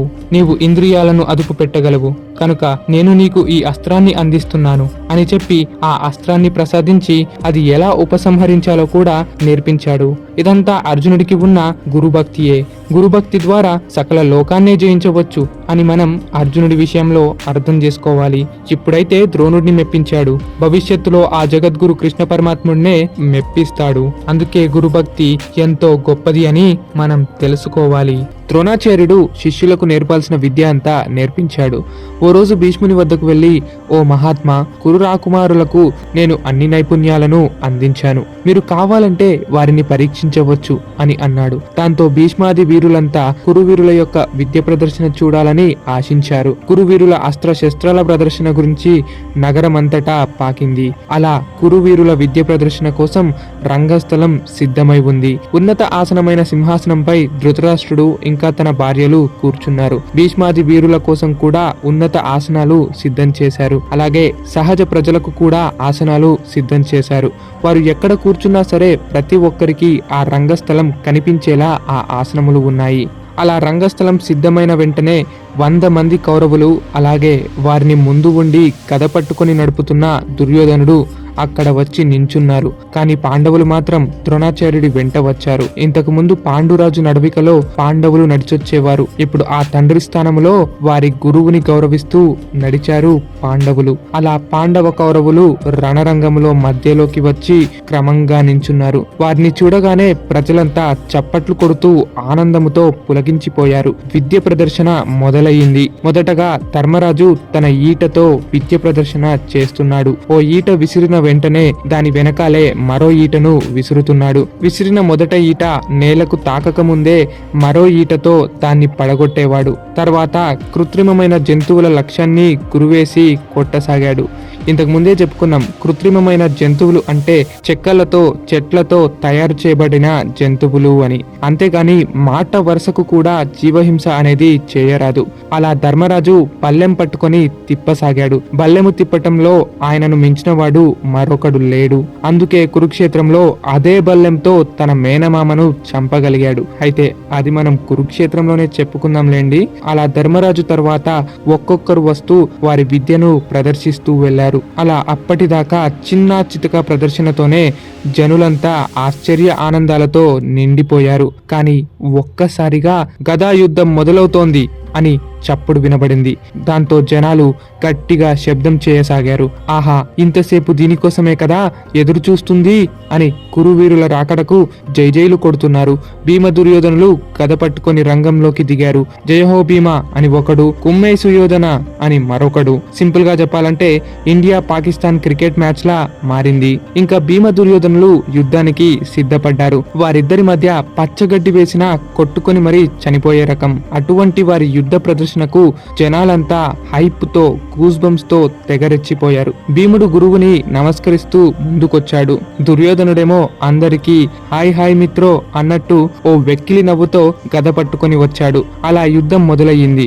కౌంట్ డౌన్ పూర్తయ్యే లోపే ఒకరిపై ఒకరు విరుచుకపడ్డారు. సింహంలా శబ్దాలు చేస్తున్నారు, అరుస్తున్నారు, గదతో పాదుకుంటున్నారు, ఎగిరెగిరి గుద్దుకుంటున్నారు, 10 అడుగులు వెనక్కి పడుతున్నారు, మళ్ళీ ఎగురుతున్నారు, కుండ్రంగా తిరుగుతున్నారు. రంగమంతా గద శబ్దాలతో, వారి సింహ గర్జనలతో నిండిపోయింది. వీరులు కూర్చున్న ఆసనాలు సైతం కదిలిపోతున్నాయి. భూకంపం వచ్చినట్టుగా భీమ దుర్యోధనులు యుద్ధం చేస్తున్నారు. వారి ఇద్దరి భీకర యుద్ధము, వారిలో చెలరేగుతున్న క్రోధము, శత్రుత్వము ఇవన్నీ చూసి భవిష్యత్తులో కూడా వీరే ఒకరిని ఒకరు చంపుకుంటారేమో అని అక్కడి జనాలంతా అనుకుంటున్నారు. అప్పుడే యుద్ధము మరింత తీవ్ర స్థాయిలోకి వెళ్ళింది. ఒక్కొక్కరు వీపు మీద, శిరస్సు మీద అంటూ దాడి చేసుకుంటున్నారు. ఇంకాస్త వదిలినా సరే ఎవడో ఒకడు చచ్చి ఊరుకుంటాడు అని గ్రహించాడు ద్రోణాచార్యుడు. అప్పుడు ద్రోణాచార్యుడు, పుత్ర అశ్వత్థామ, చూస్తున్నావు కదా వారి భీకర యుద్ధ ప్రదర్శన. వారిని అలాగే వదిలేస్తే ఒకరిని ఒకరు చంపుకుంటారు. నీవు వెళ్ళి వారిద్దరిని ఆపి తిరిగి వారి వారి స్థానాలకు వెళ్ళమని చెప్పు అని అన్నాడు. ఇక్కడ ద్రోణాచార్యుడు కేవలం తన పుత్రుడినే ఆజ్ఞాపించడంలో కూడా ఓ గొప్ప అర్థం ఉంది. అశ్వత్థామ కాకుండా మరొకరు భీమ దుర్యోధనుల మధ్య వెళితే వారికి అక్కడే మృత్యువు తప్పదు. భీమ దుర్యోధనుల భీకరమైన యుద్ధాన్ని ఆపే సామర్థ్యం కేవలం అశ్వత్థామకు మాత్రమే ఉంది. అశ్వత్థాముడి శరీరం వజ్రంతో సమానం. అశ్వత్థామ జన్మించినప్పుడు స్వయాన్న ఆకాశవాణియే చెప్పింది, నీ కుమారుడు చిరంజీవి కలియుగాంతము వరకు బ్రతుకుంటాడు అని చెప్పింది. జైమిని భారతం ఆధారంగా చూసుకుంటే సాక్షాత్తు శివుడే తన రుద్రవీర్యాన్ని ద్రోణాచార్యునికి అందించాడు. ద్రోణాచార్యుడు ఆ రుద్రవీర్యాన్ని ఓ పండు రసములో కలిపి తన భార్య కృపికి తాగించాడు. అలా కృపి వెంటనే గర్భం ధరించి ఓ పిల్లవాడిని కనింది. అదే సమయంలో గుర్రం సెకలించింది. జన్మించిన కుమారుడు కూడా గుర్రపు శబ్దం చేయటంతో అశ్వత్థామ అని నామకరణం చేశారు. ఆకాశవాణి పలుకుతూ ఈ బాలుడు అశ్వత్థామ అనే పేరుతో ప్రసిద్ధి చెందుతాడు. అస్త్రశస్త్రాల వల్ల ఇతడికి మృత్యు అనేది లభించదు. సప్త చిరంజీవులలో ఒకడవుతాడు. కలియుగం చివరి దాకా ఉంటాడు అని చెప్పింది. ఆ కారణం చేత అశ్వత్థామకు ప్రాణభయం లేదు. అదే విషయం ద్రోణుడికి కూడా తెలుసు. ఆ రకంగా ద్రోణుడు అశ్వత్థామను రణరంగం మధ్యలోకి వెళ్ళమని ఆదేశించాడు. అశ్వత్థాముడు భీమ దుర్యోధనుల మధ్యలోకి వెళ్లి వేగంగా వస్తున్న వారిద్దరి గదలను ఓ పట్టుతో 2 గదలను చేతులతో ఆపేశాడు. మరో యోధుడైతే ఆ పని చెయ్యలేడు. కానీ అశ్వత్థామ మహాబలశాలి కనుక భీమ దుర్యోధనుల గదలను సైతం ఒక్క దెబ్బతో ఆపేశాడు. గురు ద్రోణాచార్యుడి ఆజ్ఞ మేరకు మీ యుద్ధం ఇక్కడితో సమాప్తం అని అన్నాడు అశ్వత్థామ. దాంతో భీమ దుర్యోధనులు ఒకరిని ఒకరు కోపంతో చూసుకుంటూ వెనక్కి తగ్గారు. ఆ తర్వాత ద్రోణాచార్యుడు రంగం మధ్యలోకి వచ్చి, ఓ ప్రజల్లారా, నా ప్రియ శిష్యుడు అర్జునుడు ఈ ప్రపంచం మొత్తంలోనే సాటిలేని విలుకాడు. అత్యంత శ్రేష్ఠ ధనుర్ధారియే అర్జునుడు. ఇప్పుడు తానే విలువిద్యను ప్రదర్శించబోతున్నాడు అని అనగానే అర్జునుడు రంగంలోకి వచ్చి ద్రోణాచార్యుడి పాదాలకు నమస్కరించాడు. ఇంద్రధనస్సును కూడిన మేఘముల నల్లని రూపములో అర్జునుడు చేతుల్లో ధనస్సు పుచ్చుకొని కనబడుతున్నాడు. అర్జునుడిని చూడగానే జనమంతా మురిసిపోతున్నారు. నల్లగా నెమలీక వలె వెలిగిపోతున్నాడు. ఆ రూపము, ఆ తేజస్సు, చేతిలో ఉన్న ధనస్సు అన్ని అద్భుతంగా మెరిసిపోతున్నాయి. జనాలంతా ఆగకుండా చప్పట్లు కొడుతున్నారు. ఆకాశం మారుమోగింది. ఆహా, ఏమి తేజస్సు! సకల అస్త్ర సంపన్నుడు కదా ఈ అర్జునుడు. వీడు కాక మరొక గొప్ప ధనుర్ధారి ఈ లోకంలో ఎవడైనా ఉంటాడా? వీడు ఖచ్చితంగా భరత వంశాన్నే నిలబెడతాడు అని ప్రజలు అనుకున్నారు. ప్రజలు అలా అనుకున్నారో లేక సాక్షాత్తు ఈశ్వరుడే అలా అనిపించాడో తెలియదు గాని చివరిగా ఆ మాటే నిజమై భరత వంశాన్ని నిలబెడతాడు అర్జునుడు. కానీ అది ఇప్పుడు కాదు, ముందు ముందు భవిష్యత్తులో చెప్పుకుందాం. ఆ రకంగా అర్జునుడు రాగానే జనుల ఆశీర్వాదాలు, వారి పొగడ్తలు, ఆనందాలు నిండిపోయాయి. జనాలు అంతగా పొగడటంతో కుంతీదేవి ఎంతో ఆనందించింది. అలాగే జనాల భీకరమైన చప్పట్లు, శబ్దాలు విని హడలిపోయిన ధృతరాష్ట్రుడు, విదురా, ఏమైనది? ప్రజలంతా ఏదేదో శబ్దాలు చేస్తున్నారు, నాకేమీ అర్థం కావట్లేదు. ఎవరొచ్చారు? ఏం జరుగుతుంది అని అడిగాడు. దానికి విదురుడు, అన్నయ్య, ఇప్పుడే అర్జునుడు రంగంలోకి దిగాడు. ప్రజలంతా ఆనంద పాష్పాలు కురిపిస్తున్నారు. ఆహా, ఏమి పొగడ్తలో, ఏమి చప్పట్లో అని అన్నాడు. ఆ సరసర్లే, ఎంతైనా మా సోదర కుమారుడు కదా, పాండురాజు లేకపోయినా ఆయన పేరు నిలబెడతాడు, చాలా సంతోషం అని అన్నాడు ధృతరాష్ట్రుడు. ఆ రకంగా పాండవులపై కాస్త కుళ్ళు ఉన్నా పైకి మాత్రం వారి మంచి కోరినట్టుగా మాట్లాడుతూ ఉండేవాడు ధృతరాష్ట్రుడు. అలా అర్జునుడు రంగంలోకి దిగి వెంటనే ధనస్సు ఎక్కుబెట్టి ఆగ్నేయ అస్త్రం వదిలాడు. ఆ అస్త్రము ఆకాశంలోకి ఎగురుతూ పిడుగులు కక్కుతూ భీకరంగా నిప్పులు కురిపించింది. మంటలో చెలరేగుతున్న రంగస్థలాన్ని వెంటనే వారుణ అస్త్రం సంధించి వర్షంతో నిప్పును చెల్లార్చాడు. అలా జనాలు కాస్త భయపడి ఆశ్చర్యపోయే లోపే వారిపై ఆశ్చర్య ఆనందాలు కురిపించాడు అర్జునుడు. ఆకాశంలో మేఘాలు సృష్టించాడు అర్జునుడు. వాయవ్యాస్త్రంతో ఆ మేఘాలను మళ్లీ తొలగించాడు. జనాలు ఆహా ఓహో అనేలోపే మరిన్ని వింత ప్రయోగాలు చేశాడు అర్జునుడు. ఓ బాణం వేశాడు, మరో పక్క పులిలా కొరివిలా ఆకారాలు మారుస్తున్నాడు. గాలిలో కనపడకుండా పోతున్నాడు, మళ్లీ క్రిందకు దిగుతున్నాడు. ఆ రకంగా అస్త్రాలతో జనాలందరినీ ఆశ్చర్య ఆనందాలతో నింపుకు వచ్చాడు అర్జునుడు. ప్రజలంతా జయహో అర్జున, జయహో కౌంతేయ అంటూ శబ్దం చేస్తున్నారు. అప్పటిదాకా జనాలు ఈ భూమి మీద వీడే ఏకైక శ్రేష్ఠ ధనుర్ధారి అని అనుకుంటూ ఉండగా ఆశ్చర్యకరంగా ఓ వ్యక్తి రణరంగం మధ్యలోకి వచ్చాడు. అతడు సూర్యుని వలె మెరిసిపోతున్నాడు. ఈ అర్జునుడు చేసిన విద్యలు నాకు కూడా వచ్చు అంటూ ఆ వ్యక్తి ముందుకొచ్చాడు. ఎవరయ్యా ఇతడు? నీలమేఘ ఛాయతో మెరుస్తున్న అర్జునుడి ముందు సువర్ణవర్ణంతో సూర్యుడిలా మెరుస్తున్నాడు. బంగారు కవచకుండలాలను ధరించి కనబడుతున్నాడు. ఆ నీలమేఘ ఛాయ అర్జునుడికి, ఈ సువర్ణవర్ణుడైన ఈ వ్యక్తికి ఏదో పోలిక కూడా ఉన్నట్టు ఉంది అని జనాలంతా అనుకున్నారు. అక్కడకు వచ్చి నించున్న వీరుడే కర్ణుడు. అప్పటికి కర్ణుడు ఎవరో పూర్తి రాజ్య ప్రజలకు తెలియకపోయినా సాధారణ మానవులలో ఒకడు ఉన్నాడు. ఆ ఒక్కడు సూర్య తేజస్సు కలవాడు. వాడు గొప్ప ధనుర్ధారి, వాడే కర్ణుడు అని కొందరు మాట్లాడుకునేవారు. అలా ఒకరి నోట మరొకరి పాట అనుకుంటూ కర్ణుడు ప్రసిద్ధికి ఎక్కాడు. ఆ కర్ణుడే ఈ రణరంగంలో కనబడగా జనాలు ఆశ్చర్యపోయారు. కర్ణుడు అర్జునుడి ముందుకు వచ్చి, ఓ అర్జున, నీవు ప్రదర్శించిన విద్యలు నేను కూడా ప్రదర్శించగలను. ఏదో గురు ద్రోణుడో లేక ప్రజలో నిన్ను చూసి చప్పట్లు కొట్టినంత మాత్రాన నువ్వో పరాక్రమ వీరుడివి అవుతావా? నువ్వు చూపించిన అస్త్ర విద్యల నైపుణ్యాన్ని నేను కూడా చూపగలను. కావాలంటే నాతో యుద్ధం చేసి గెలువు. ఇప్పుడే తేల్చుకుందాం, నువ్వా నేనా అని అన్నాడు. అది విన్న అర్జునుడు కాసేపు తెల్లబోయాడు. ఓరి మూర్ఖుడా, నీకు నోటికి వచ్చినది మాట్లాడి యుద్ధానికి కాలు దువ్వకు. నేనెవరో నేనేమిటో నీకు తెలుసా? పరుల సామర్థ్యం తెలియకుండానే నీకు ఇష్టం వచ్చినది మాట్లాడకు అని అర్జునుడు అన్నాడు. దానికి కర్ణుడు, నేను నోటికి అందినది మాట్లాడుతున్నానా? సరే, అలానే అనుకో. మరైతే నీవెందుకు మాటలతో నించున్నావు? చూపించు నీ సామర్థ్యం ఏంటో అని పలికాడు. ఎంతటి పరాక్రముడు యుద్ధానికి పిలిచిన గురువు ఆజ్ఞ లేనిది అర్జునుడు కదలను కూడా కదలడు. అందువల్ల అర్జునుడు వెంటనే గురువు వైపుకు చూశాడు. గురు ద్రోణాచార్యుడు యుద్ధానికి అంగీకరించినట్టుగా తల ఊపాడు. దాంతో అర్జునుడు యుద్ధానికి సిద్ధమయ్యాడు. అలా యుద్ధం మొదలవిన వెంటనే కర్ణుడు మేఘాస్త్రం సంధించాడు. ఆకాశమంతా మబ్బులు కమ్మేశాయి. రంగస్థలమంతా చీకటితో నిండిపోయింది. జనాలు భయపడి అరుస్తున్నారు. దుర్యోధనుడు కర్ణుడి ప్రతాపము చూసి తెగ మురిసిపోయాడు. గట్టిగా శబ్దాలు చేశాడు. కుంతీదేవి భయపడింది. అర్జునుడు ఉన్నాడా లేక చనిపోయాడా అని కాసేపు భ్రమపడింది. ఈలోపు ఎక్కడి నుంచో ఓ అద్భుతమైన అస్త్రం వచ్చి మేఘాలను మబ్బులను తరిమింది. ఆ అస్త్రమే అనిల అస్త్రము. ఆ అస్త్రములో నుంచి వాయుదేవుడు వచ్చి మబ్బులను అంతా చెల్లాచెదురు చేశాడు. ఆ అస్త్రం మరెవరి దగ్గర నుంచో కాదు, అర్జునుడే దాన్ని సంధించి వదిలాడు. చీకటి పోయింది. మేఘములు చెదిరిపోయాయి. కిరణాలతో వెలుగుతున్న సూర్యుడిలా కనపడ్డాడు అర్జునుడు. ఆ రకంగా కర్ణార్జునుల మధ్య భీకరమైన యుద్ధం కొనసాగింది.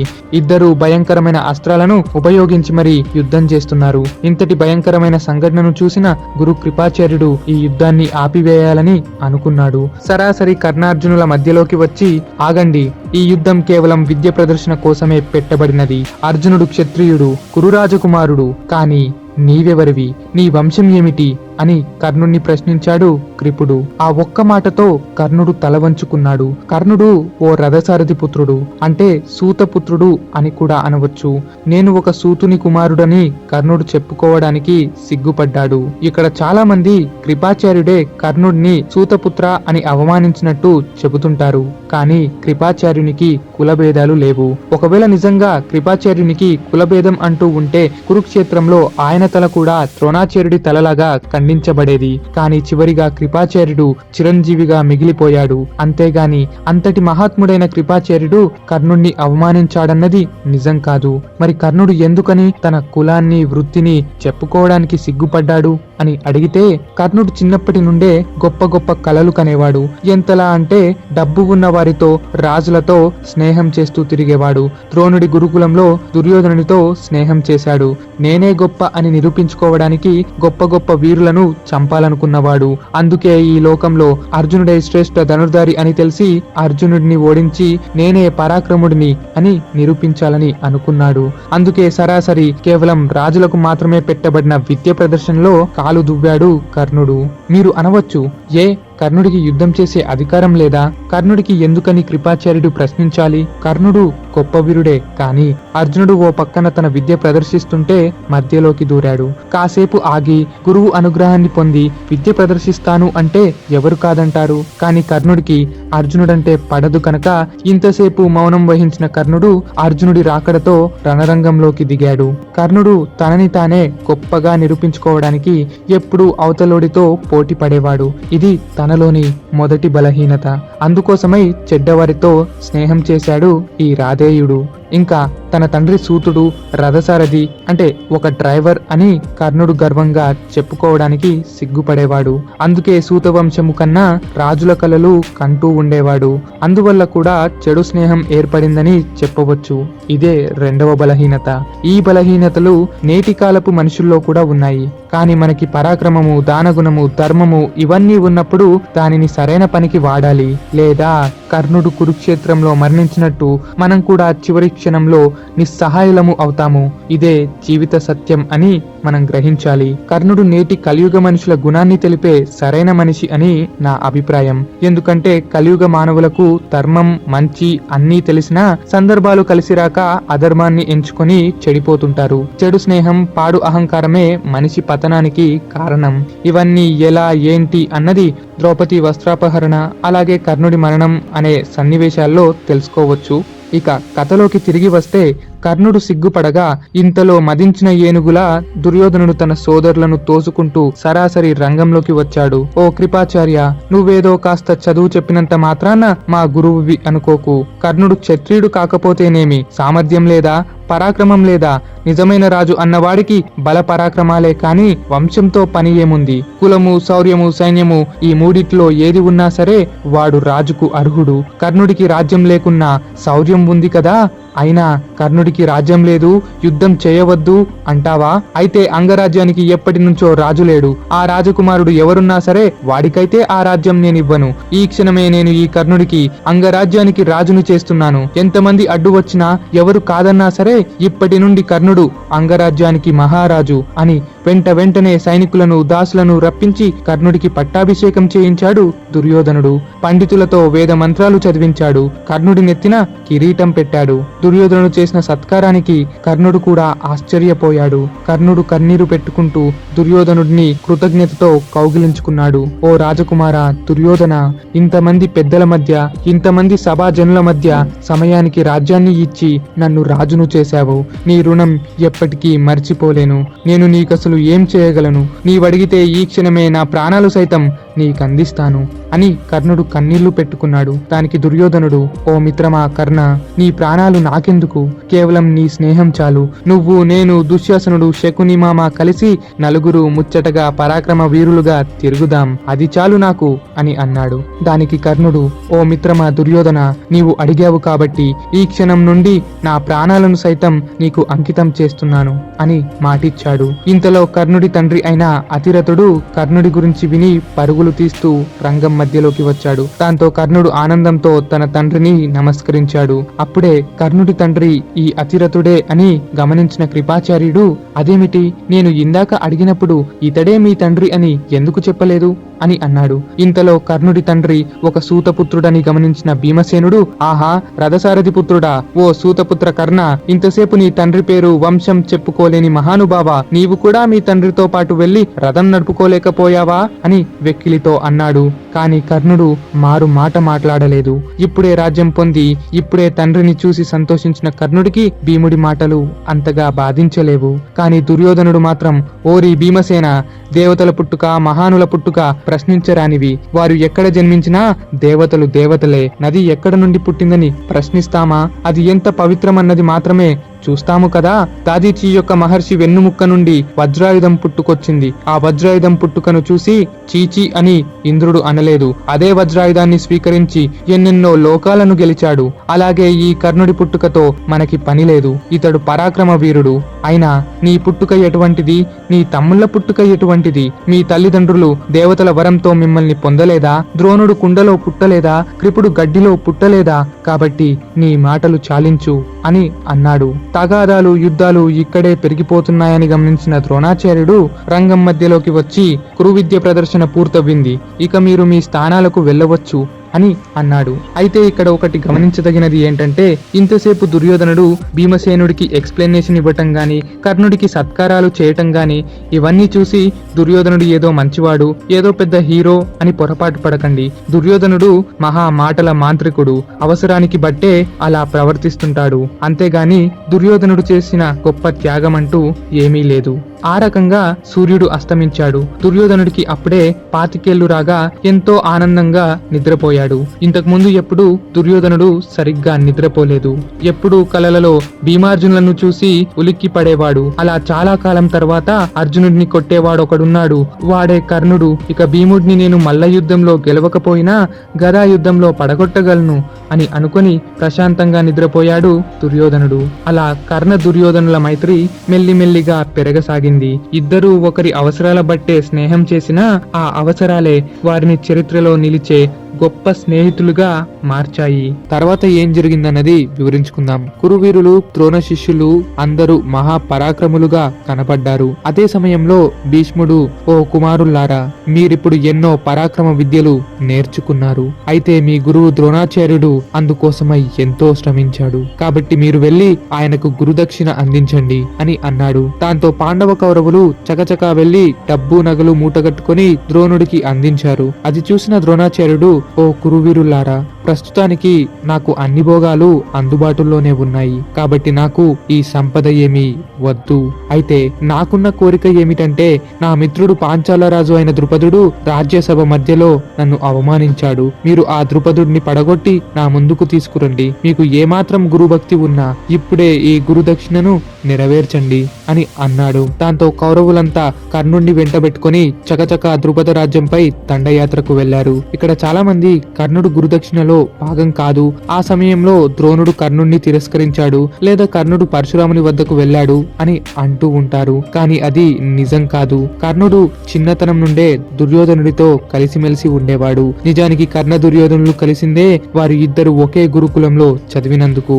ఇంకా ఆ గురుకులమే ద్రోణాచార్యుడిది. అందువల్ల కర్ణుడు గురుదక్షిణలో భాగమయ్యాడు. అంతేకాక దుర్యోధనుడు కర్ణుడినే నమ్మినవాడు. అటువంటిది ఒంటరిగా ఎందుకు ద్రుపదుడిపై యుద్ధానికి వెళతాడు? అందువల్లే కర్ణుణ్ణి వెంటబెట్టుకుని మరీ యుద్ధానికి వెళ్ళాడు. ఈ విషయం వ్యాస భారతంలో చెప్పారు. కానీ మన మోడర్న్ జనాలు ఎందుకో సినిమా సీరియళ్ల ప్రభావాన్ని మాత్రమే ఫాలో అవుతున్నారు. ఇక ఆ రకంగా మొదట కౌరవులు కర్ణుడు ద్రుపదుడిపై యుద్ధానికి వెళ్లారు. కానీ ద్రుపదుడు సామాన్య వీరుడు కాదు. ద్రుపదుడిని ఓడించాలంటే ద్రోణుడే రావాలి, లేదా ద్రోణుడికి మించిన వాడవితేనే యుద్ధానికి రావాలి. అంతటి మహావీరుడే ద్రుపదుడు. ద్రుపదుడు ఎంతో విజృంభించి కౌరవులను తరిమి కొడతాడు. దెబ్బలతో నీచాతి నీచంగా కౌరవులు వెనుతిరిగారు. వారిలో కర్ణుడు కూడా ఒళ్లంతా గాయాలతో రక్తముతో వెన్ను చూపి పారిపోయాడు. అదేమిటి, కర్ణుడు తోపు తురుము కదా, మా ఓడు ఎలా ఓడిపోతాడంటూ కొందరు అడగవచ్చు. కర్ణుడు మహావీరుడే. నిజానికి కర్ణుడు, అర్జునుడు, అశ్వత్థామ వంటి వారు కని విని ఎరగని పరాక్రమ వీరులు. కానీ ప్రతి మూలన ప్రతి యుద్ధాన్ని గెలవటం అంత సులభమైతే కాదు. అలా గెలవాలి అంటే మనకంటూ ఒక కన్సిస్టెన్సీ, ఒక ఐడియాలజీ, ఒక ప్లాను, విజన్ ఉండాలి కదా. సింపుల్ గా చెప్పాలంటే ఈ సందర్భంలో కర్ణుడు వీక్ అయ్యాడు అని ఓపెన్ గా ఒప్పుకోవచ్చు. ముందు ముందు పరశురాముడి వద్ద విద్య నేర్చి కాస్త బలం కూడా పొందాడనుకోండి, మరైతే కర్ణుడికి ఏ పరాక్రమము లేదా అని ఫీల్ అవ్వకండి. ప్రతి ఒక్కరికి ఆ సమయం అంటూ వస్తుంది. నిజానికి కర్ణుడి సామర్థ్యం కురుక్షేత్రమో లేక శాంతి పర్వంలోనే ఎక్కువగా వినబడుతుంటుంది. అది మనం ముందు ముందు చెప్పుకుందాంలేండి. ఆ రకంగా కౌరవులంతా గాయాలతో తిరిగి ద్రోణుడి వద్దకు చేరారు. వారి పరిస్థితి చూసిన ద్రోణుడు, అరరే, భీమార్జునులను వెంటబెట్టుకుంటే ఈ పరిస్థితి వచ్చేది కాదు కదా అని అనుకున్నాడు. ఆ రకంగా పాండవులు ద్రుపదుడిపై యుద్ధానికి వెళ్లారు. కానీ ధర్మరాజు, నకులుడు, సహదేవుడు ముగ్గురు కలిసి ఒడ్డు దగ్గరే ఆగిపోయారు. కేవలం భీమసేనుడు, అర్జునుడు ఇద్దరే ఏ సైన్యం లేకుండా ద్రుపదుడిపై యుద్ధానికి వెళ్లారు. భీమసేనుడు గదపట్టి ద్రుపదుడి ఏనుగు సైన్యాన్ని పిండి పిండి చేస్తున్నాడు. ఏనుగుల తల బద్దలు కొడుతూ రక్తపు సముద్రాన్ని సృష్టించాడు. గుర్రాలను తరిమి కొడుతున్నాడు. మరో పక్కన అర్జునుడు పాంచాల రాజ్య సైనికులను అమాంతం తన బాణాలతో కప్పేశాడు. ఆ దెబ్బతో ద్రుపదుడు స్వయాన్న దిగివచ్చి అర్జునుడితో ముఖాముఖిగా యుద్ధం చేస్తున్నాడు. ఇద్దరు భీకరమైన యుద్ధాన్ని కొనసాగించారు. ఎన్నెన్నో అస్త్రశస్త్రాలు ప్రదర్శించారు. ఆ రకంగా కొంతసేపు వారు యుద్ధం చేస్తుండగా అర్జునుడు ద్రుపదుడి ధనస్సు విరిచాడు. గుర్రాలు, రథసారథి, రథం అన్నిటినీ పడగొట్టాడు. ద్రుపదుడిపై ఓ దూకు దూకి కట్టేసి మరీ పట్టుకొచ్చాడు అర్జునుడు. ఆ రకంగా ద్రుపదుడిని తీసుకువచ్చి ద్రోణాచార్యుడి కాళ్లపై పడేశాడు అర్జునుడు. అయితే ద్రోణాచార్యుడికి అర్జునుడు చెప్పిన మాట గుర్తుకు వచ్చింది. విద్య ప్రారంభంలోనే ద్రోణాచార్యుడు, నాకు గురుదక్షిణ ఎవరిస్తారో ముందుకు రండి అంటూ అడిగాడు. అందరూ వెనక నించోని మౌనం పాటిస్తుండగా అర్జునుడు ఒక్కడే ముందుకొచ్చి మరీ మాటిచ్చాడు. ఆ అర్జునుడే ఈనాడు మాట నిలబెట్టుకున్నాడు. దానికి ద్రోణుడు ఎంతో ఆనందించాడు. ఓ అర్జున, ఇంతమంది కౌరవులు చేయని పని కేవలం అన్న భీమసేనుడి సహాయంతో నీవు చేయగలిగావు. ఇది కదా పరాక్రమము అంటే. ఓ అర్జున, నీవు నన్ను సైతం జయించగలవు, నన్ను సైతం చంపగలవు అంటూ తనకు తెలియకుండానే దీవించాడు ద్రోణాచార్యుడు. ఎందుకు తనకు తెలియకుండానే దీవించాడు అని అడిగితే, భవిష్యత్తులో ఓ మహాయుద్ధం సంభవిస్తుంది. ఆ సమయంలో అర్జునుడు ద్రోణుణ్ణి జయించటం అవసరమని విధిరాత అలా కొనసాగింది. ఇంకో పక్కన బంధింపబడ్డ ద్రుపదుడు వణుకుతూ కనబడుతున్నాడు. ద్రుపదుడిని చూస్తూ ద్రోణుడు ఇలా పలికాడు, ఎవరయ్యా నీవు? అరరే, నీవా? ఓ పాంచాల మహారాజా, పేదరికము, దారిద్రము అంటి ఉన్న వారిని మీరు తాకరు కదా, మరి ఇక్కడేం చేస్తున్నారు? పాంచాల రాజ్యంలో రాజులా మురిసిపోతున్న మీరు ఇప్పుడు నా కాళ్ల మీద పడ్డారేమిటి? కనీసం ఇప్పుడైనా కళ్ళు తెరిచి చూడు. ఓ ద్రుపదా, నీకు రాజ్యము, రాజ్య సైన్యము ఉండవచ్చు, కానీ నా అటువంటి వాడికి ఒక్క శిష్యుడు చాలు అని పలు రకాలుగా వెక్కిరించాడు ద్రోణాచార్యుడు. దాంతో ద్రుపదుడు అవమాన భారంతో తలదించుకున్నాడు. సకల రాజ్య భోగాలు అనుభవిస్తున్న తన మిత్రుడు అలా తలదించుకోవటంతో ద్రోణుడు కూడా కాస్త జాలిపడ్డాడు. ఓ మిత్రమా, నేను నిన్ను బంధించటం ఏమిటి? ఏదో కష్టాల్లో ఉన్నానని నీ రాజ్యానికి వచ్చాను, కానీ నీవు నా భార్యా బిడ్డలు చూస్తుండగా అవమానించావు. వారి దుఃఖము చూడలేకే ఇలా నిన్ను బంధించవలసి వచ్చింది. అయినా సరే నీవు నా మిత్రుడవి, ఇక వెళ్ళిరా అంటూ ద్రుపదుడిని విడిచిపెట్టాడు ద్రోణుడు. దాంతో ద్రుపదుడు కూడా ద్రోణాచార్యుడి మంచితనానికి ఆనందపడి అక్కడి నుండి వెళ్ళిపోయాడు. అలా వెళుతూ వెళుతూ ద్రోణాద్రుపదులు చక్కగానే పలకరించుకున్నారు. కానీ ద్రుపదుడు ఒక్కసారిగా తన రాజ్యానికి చేరగానే మళ్ళీ ద్రోణుడిపై ఆగ్రహం పెంచుకున్నాడు. ఎందుకంటే ద్రుపదుడు రాజ్యం చేరగానే మంత్రులు అంతా కలిసి ద్రుపదుడిని తెగరెచ్చగొట్టారు. ఓ మహారాజా, మీ ఎటువంటి వీరునికి ఈ అవమానం తగినదేనా? ఎవడో మిమ్మల్ని బంధించటం ఏమిటి? 10 మంది చిన్నపిల్లల ముందు అవమానించటం ఏమిటి అంటూ మాట్లాడారు. ఆ రకంగా ద్రుపదుడు తిరిగి ద్రోణుడిపై కక్షగట్టుకున్నాడు. అందుకే అంటారు, చెడు స్నేహం అంత మంచిది కాదు అని. అంతకన్నా ముఖ్యంగా మన పనులలో కూడా చెడ్డవారిని ఉంచకూడదు, లేకపోతే మన పతనం ఖాయం. అంతేకాదు, పగ తీర్చుకోవడం కూడా అంత మంచిది కాదు అన్నది ఈ కథ మనకి చెబుతోంది. ఎందుకంటే ద్రోణుడు ద్రుపదుడిపై పగ తీర్చుకున్నాడు. ద్రుపదుడు కక్ష పెంచుకొని ద్రోణుడినే చంపి తిరిగి పగ తీర్చుకోవాలని అనుకుంటున్నాడు. అలా ద్రోణ ద్రుపదుల కక్షల వలనే చివరికి కురుక్షేత్రంలో వారు మరణించారు. అందుకే పెద్దలు అంటారు, పగ తీర్చుకోవాలంటే 2 శవాలు సిద్ధం చేసుకోవాలి అని. ఎందుకంటే ద్రోణాద్రుపదుల పగ కారణం చేత ఇద్దరు చివరిగా కుప్పకూలిపోయారు. వారు మాత్రమే కాక వారి కుమారులు కూడా నాశనాన్ని చూశారు. ఒకరిని ఒకరు చంపుకోవాలన్న కక్ష కట్టుకొని మరీ పగ తీర్చుకున్నారు. అది ఎలానో భవిష్యత్తులో ఎలాగో చెప్పుకుంటాంలేండి. అయితే ఆ రకంగా గురుదక్షిణ అనేది పూర్తవ్వింది. దాంతో భీష్మద్రోణులు ధర్మరాజును యువరాజుగా నియమించాలని అనుకుంటారు. ధృతరాష్ట్రుడు కూడా వారి మాటను గౌరవించి ధర్మరాజుకి పట్టాభిషేకం చేస్తాడు. ఇక ఆ రోజు నుండి దుర్యోధనుడికి నిద్ర లేకుండా పోయింది. ఎలాగో అలా రాజ్యం దక్కించుకోవాలని అనుకుంటూ ఉన్నాడు. కనికుడు అనే జిత్తులమారి వ్యక్తిని పిలిచాడు. ఈ కనికుడు ఎంతటి రాజునైనా తన కుట్ర ఆలోచనలతో పడగొట్టగలడు. అందువల్ల కనికుడిని పిలిచి కర్ణ, దుశ్శాసన, శకునితో కలిసి కుట్ర వ్యూహాలు పన్నాడు. ఓ కనిక, ఈ పాండవులు ఎప్పటికప్పుడు మరింత బలాన్ని పుంజుకుంటున్నారు. జనంలోని వీరి కీర్తి పెరిగిపోతూ వస్తుంది. ఎలాగో అలా వారిని పడగొట్టే ఉపాయము నీవు చెప్పాలి అని అన్నాడు దుర్యోధనుడు. దానికి ఆ కనికుడు, ఓ రాజా, శత్రువులు బలం పుంజుకునేదాకా మనం ఆగకూడదు. వారిని బాల్యంలోనే చంపేయాల్సింది అని అన్నాడు. అబ్బో, చెప్పావులే కొత్త సాకు. ఆ పని నేను ఎప్పటి నుండో చేస్తూనే ఉన్నాను. విధిరాత వల్ల వారు బ్రతికిపోయారు. అంతేకాని నేనేమీ మౌనం పాటించలేదు అని పలికాడు దుర్యోధనుడు. దానికి కనికుడు బాగా ఆలోచించి, అయితే బాల్యంలో చంపలేకపోయారన్నమాట. బాల్యంలో చంపలేకపోతే వారిని ప్రేమతో కలుపుకొని వేరే చోటుకు తీసుకువెళ్ళాలి. అదే చోటున వారిని చంపేయాలి అంటూ ఓ మంచి ఉపాయం చెప్పాడు కనికుడు.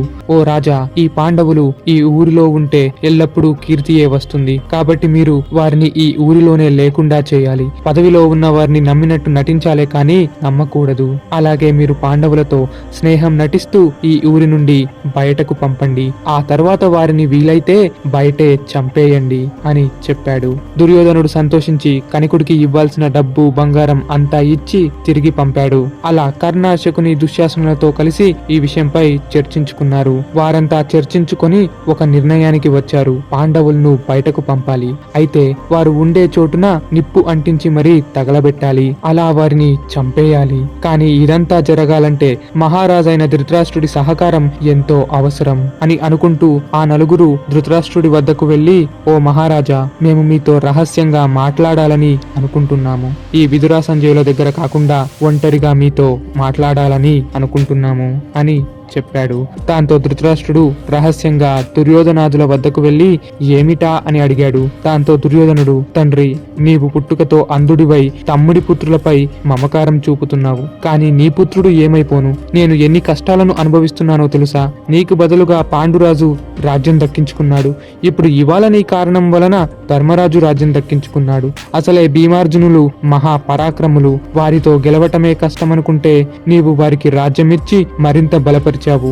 ఇక నా బ్రతుకు, నా తమ్ముళ్ళ బ్రతుకు ఏమైపోను? ఏదో ఒకరోజు పాండవులు నిన్ను నన్ను పక్కకి తోసేస్తారు. కౌరవులమంతా అడవుల పాలవుతాము. నాకు అలాంటి బ్రతుకు వద్దు. కాబట్టి ఇప్పుడు నేను చెప్పే ఉపాయాన్ని మీరు వినండి. మీరు పాండవులను వారణాసికి పంపండి. మీ మాట ధర్మరాజు ఎట్టి పరిస్థితుల్లో కూడా కాదనలేడు. ఇక ఒకసారి పాండవులు వారణాసికి చేరారే అనుకో, ఆ తర్వాత వారి పని నేను చూసుకుంటాను. అక్కడే వారందరినీ అంతం చేస్తాను అని అన్నాడు. దానికి తండ్రి ధృతరాష్ట్రుడు, చుట్టుపక్కల ఎవరూ లేరు కదా అని ఓ చూపు చూసి, దుర్యోధన, నా తమ్ముడు పాండురాజు ఈ రాజ్యానికి ఎంతో కీర్తి తెచ్చిపెట్టాడు. సంపదలను 1000 రెట్లు పెంచాడు. అందుడైన నాకు ఈ రాజ్యమంతా పరిపాలించటం సాధ్యమేనా అని ప్రజలు అనుకుంటుంటే ఏమాత్రం రాజ్యకాంక్ష లేకుండానే నన్ను రాజుని చేశాడు నా తమ్ముడు పాండురాజు. నాకు కూడా కీర్తి తెచ్చిపెట్టాడు. అంతటి మహాత్ముడి కుమారులు కనుక నేను పాండవులని ఏమీ చేయలేకపోతున్నాను. కానీ పాండవులు హస్తినాపురానికి వచ్చినప్పటి నుండి నేను కూడా వారి బల పరాక్రమాలు తెలుసుకొని బెదిరిపోయాను. ఆ భీముడి పరాక్రమం గురించి ఆలోచిస్తుంటేనే వెన్నుల్లో వణుకు పుడుతోంది.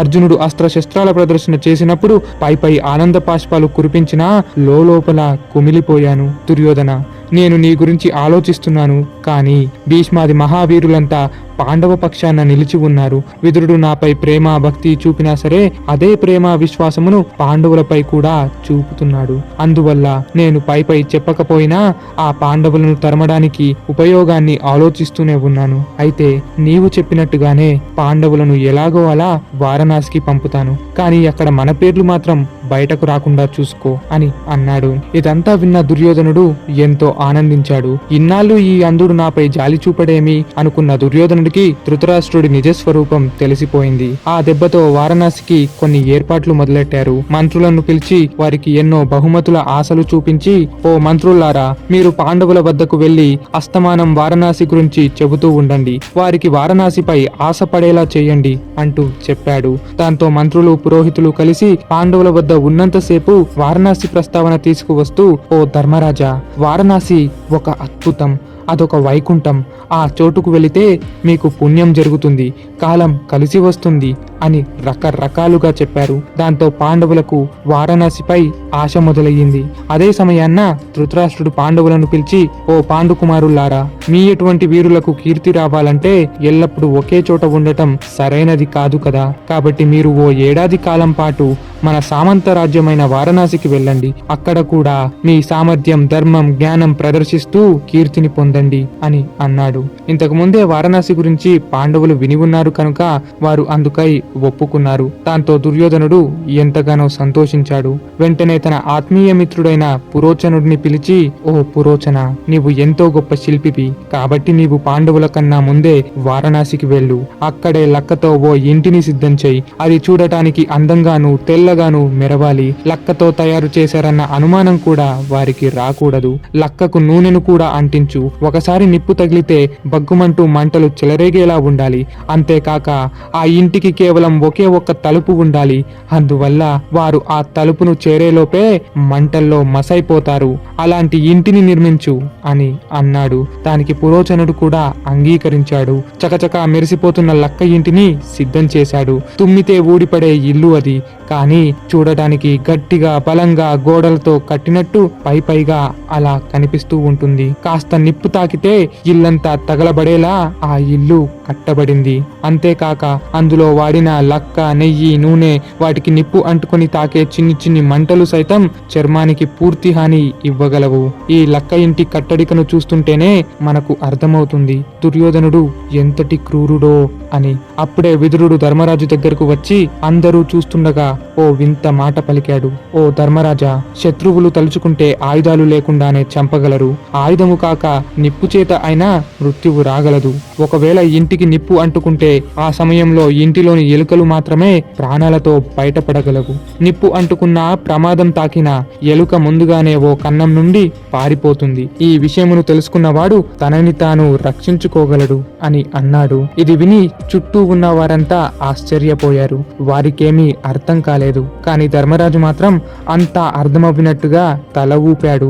ఆ రకంగా పాండవులు వారణాసికి సిద్ధమవుతుండగా కుంతీదేవి వచ్చి, కుమారా, విదురుడు ఏదో చెప్పాడు కదా, కానీ నాకు అర్థం కాలేదు. నీవు మాత్రం అర్థమయ్యిందనే పలికావు. అసలు విదురుడి ఉద్దేశమేమిటి అని పలికింది. దానికి ధర్మరాజు, మాత, మనం వెళుతున్న వారణాసిలో మనకి నిప్పు వలన మృత్యువు లభించవచ్చు అని విదురుడు జాగ్రత్త చెబుతున్నాడు. నిప్పులు రాకముందే లేక ప్రమాదము చోటు చేసుకోకముందే ఎలుకలు వాటికున్న కన్నంలో నుంచి పారిపోతాయి.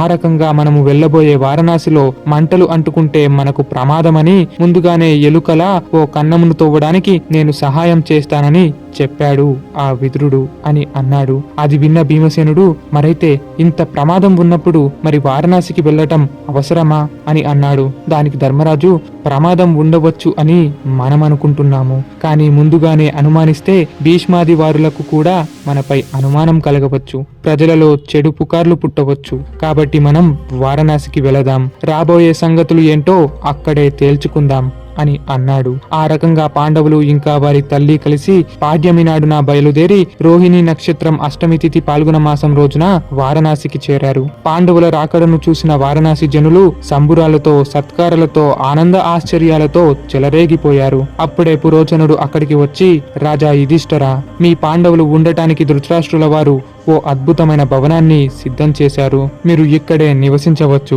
ఈ భవనము పక్కనే మీకు కావాల్సిన ఆయుధాలు కూడా ఉన్నాయి అని అన్నాడు.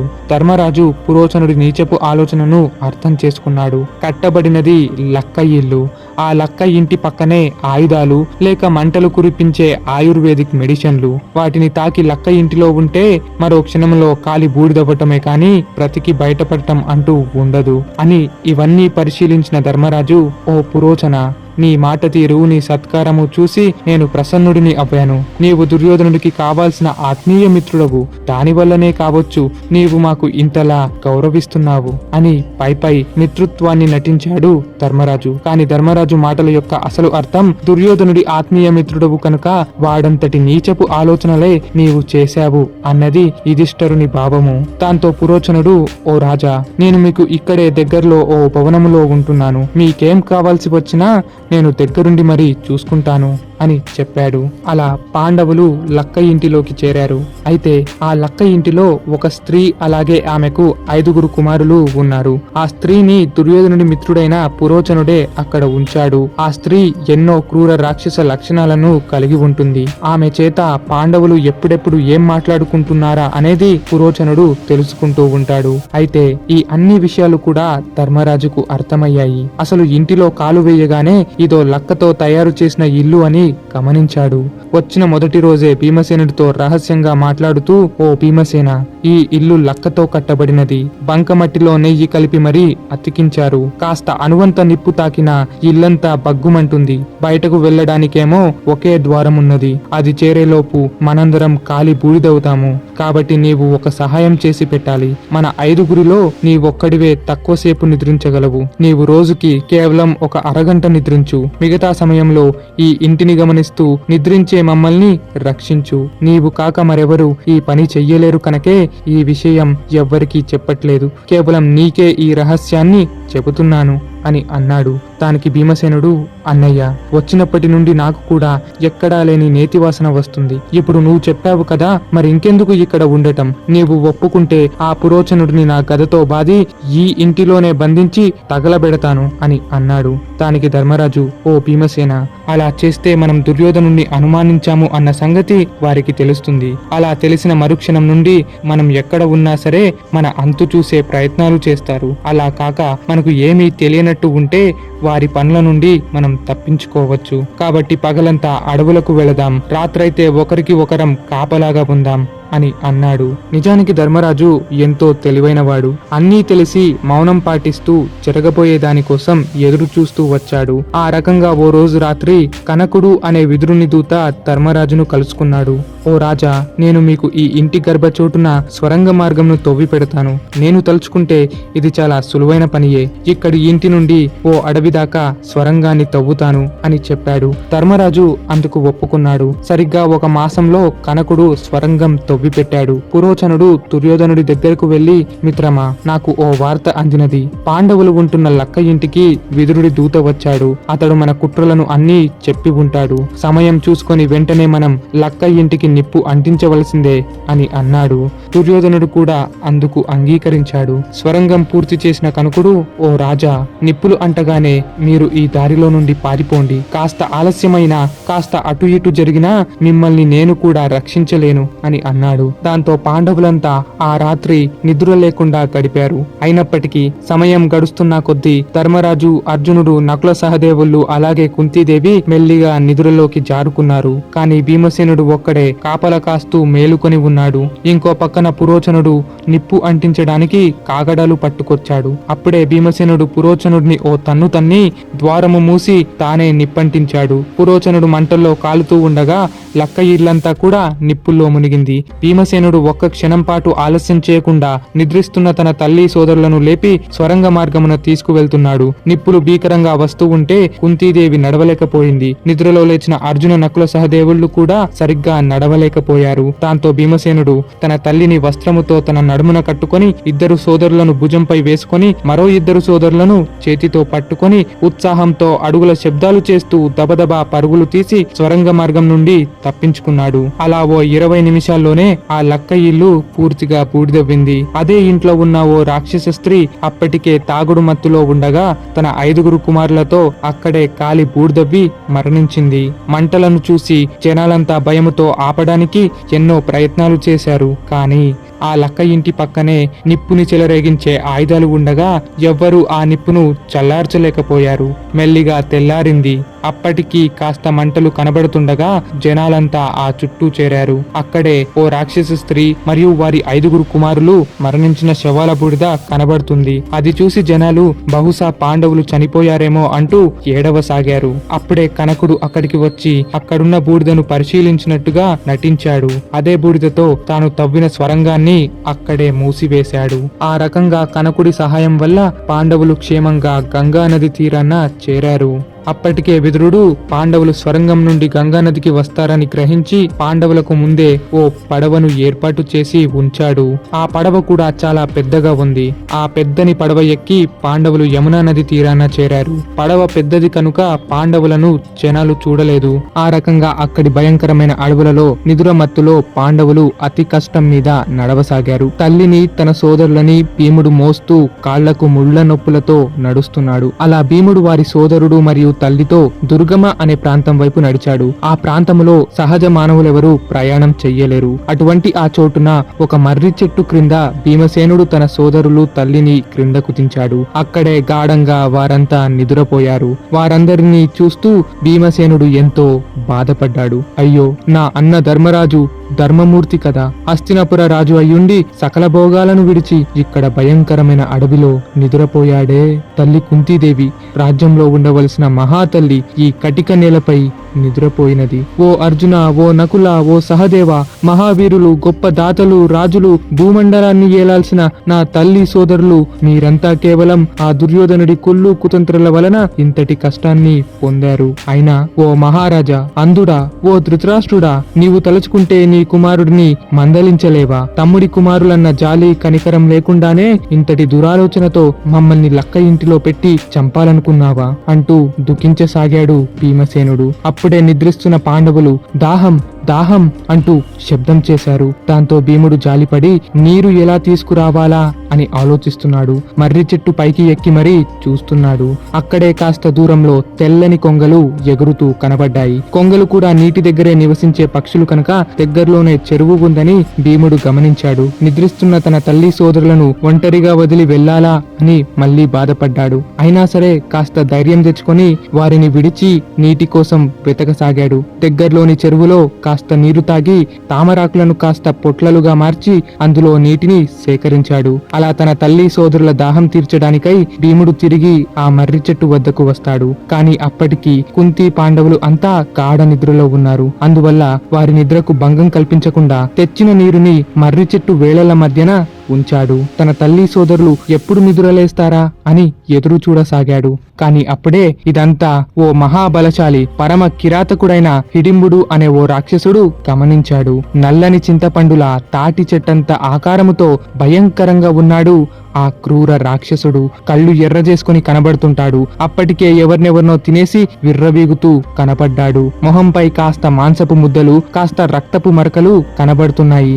ఆకారంతోనే విచిత్రంగా వికృతంగా కనబడతాడు ఆ క్రూర రాక్షసుడు. చూసి చూడంగానే ఎవడికైనా సరే గుండె జారిపోతుంది, కాళ్ళు పట్టేసుకుంటాయి. అంతటి భయంకర క్రూర వికృత రాక్షసుడే ఈ హిడింబుడు.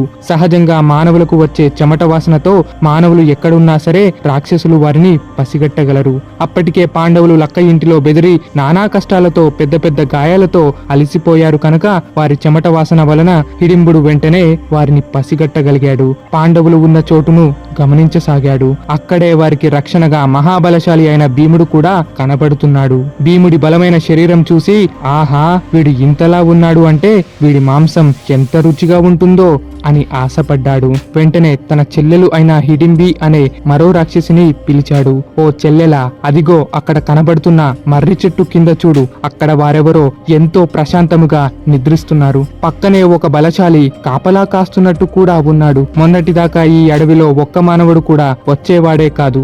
నా దెబ్బకి అసలు మానవులు ఈ అడవి వైపు కూడా చూడట్లేదు. కానీ వీరెవరో ఎంతో హాయిగా నా అడవిలో నిద్రిస్తున్నారు.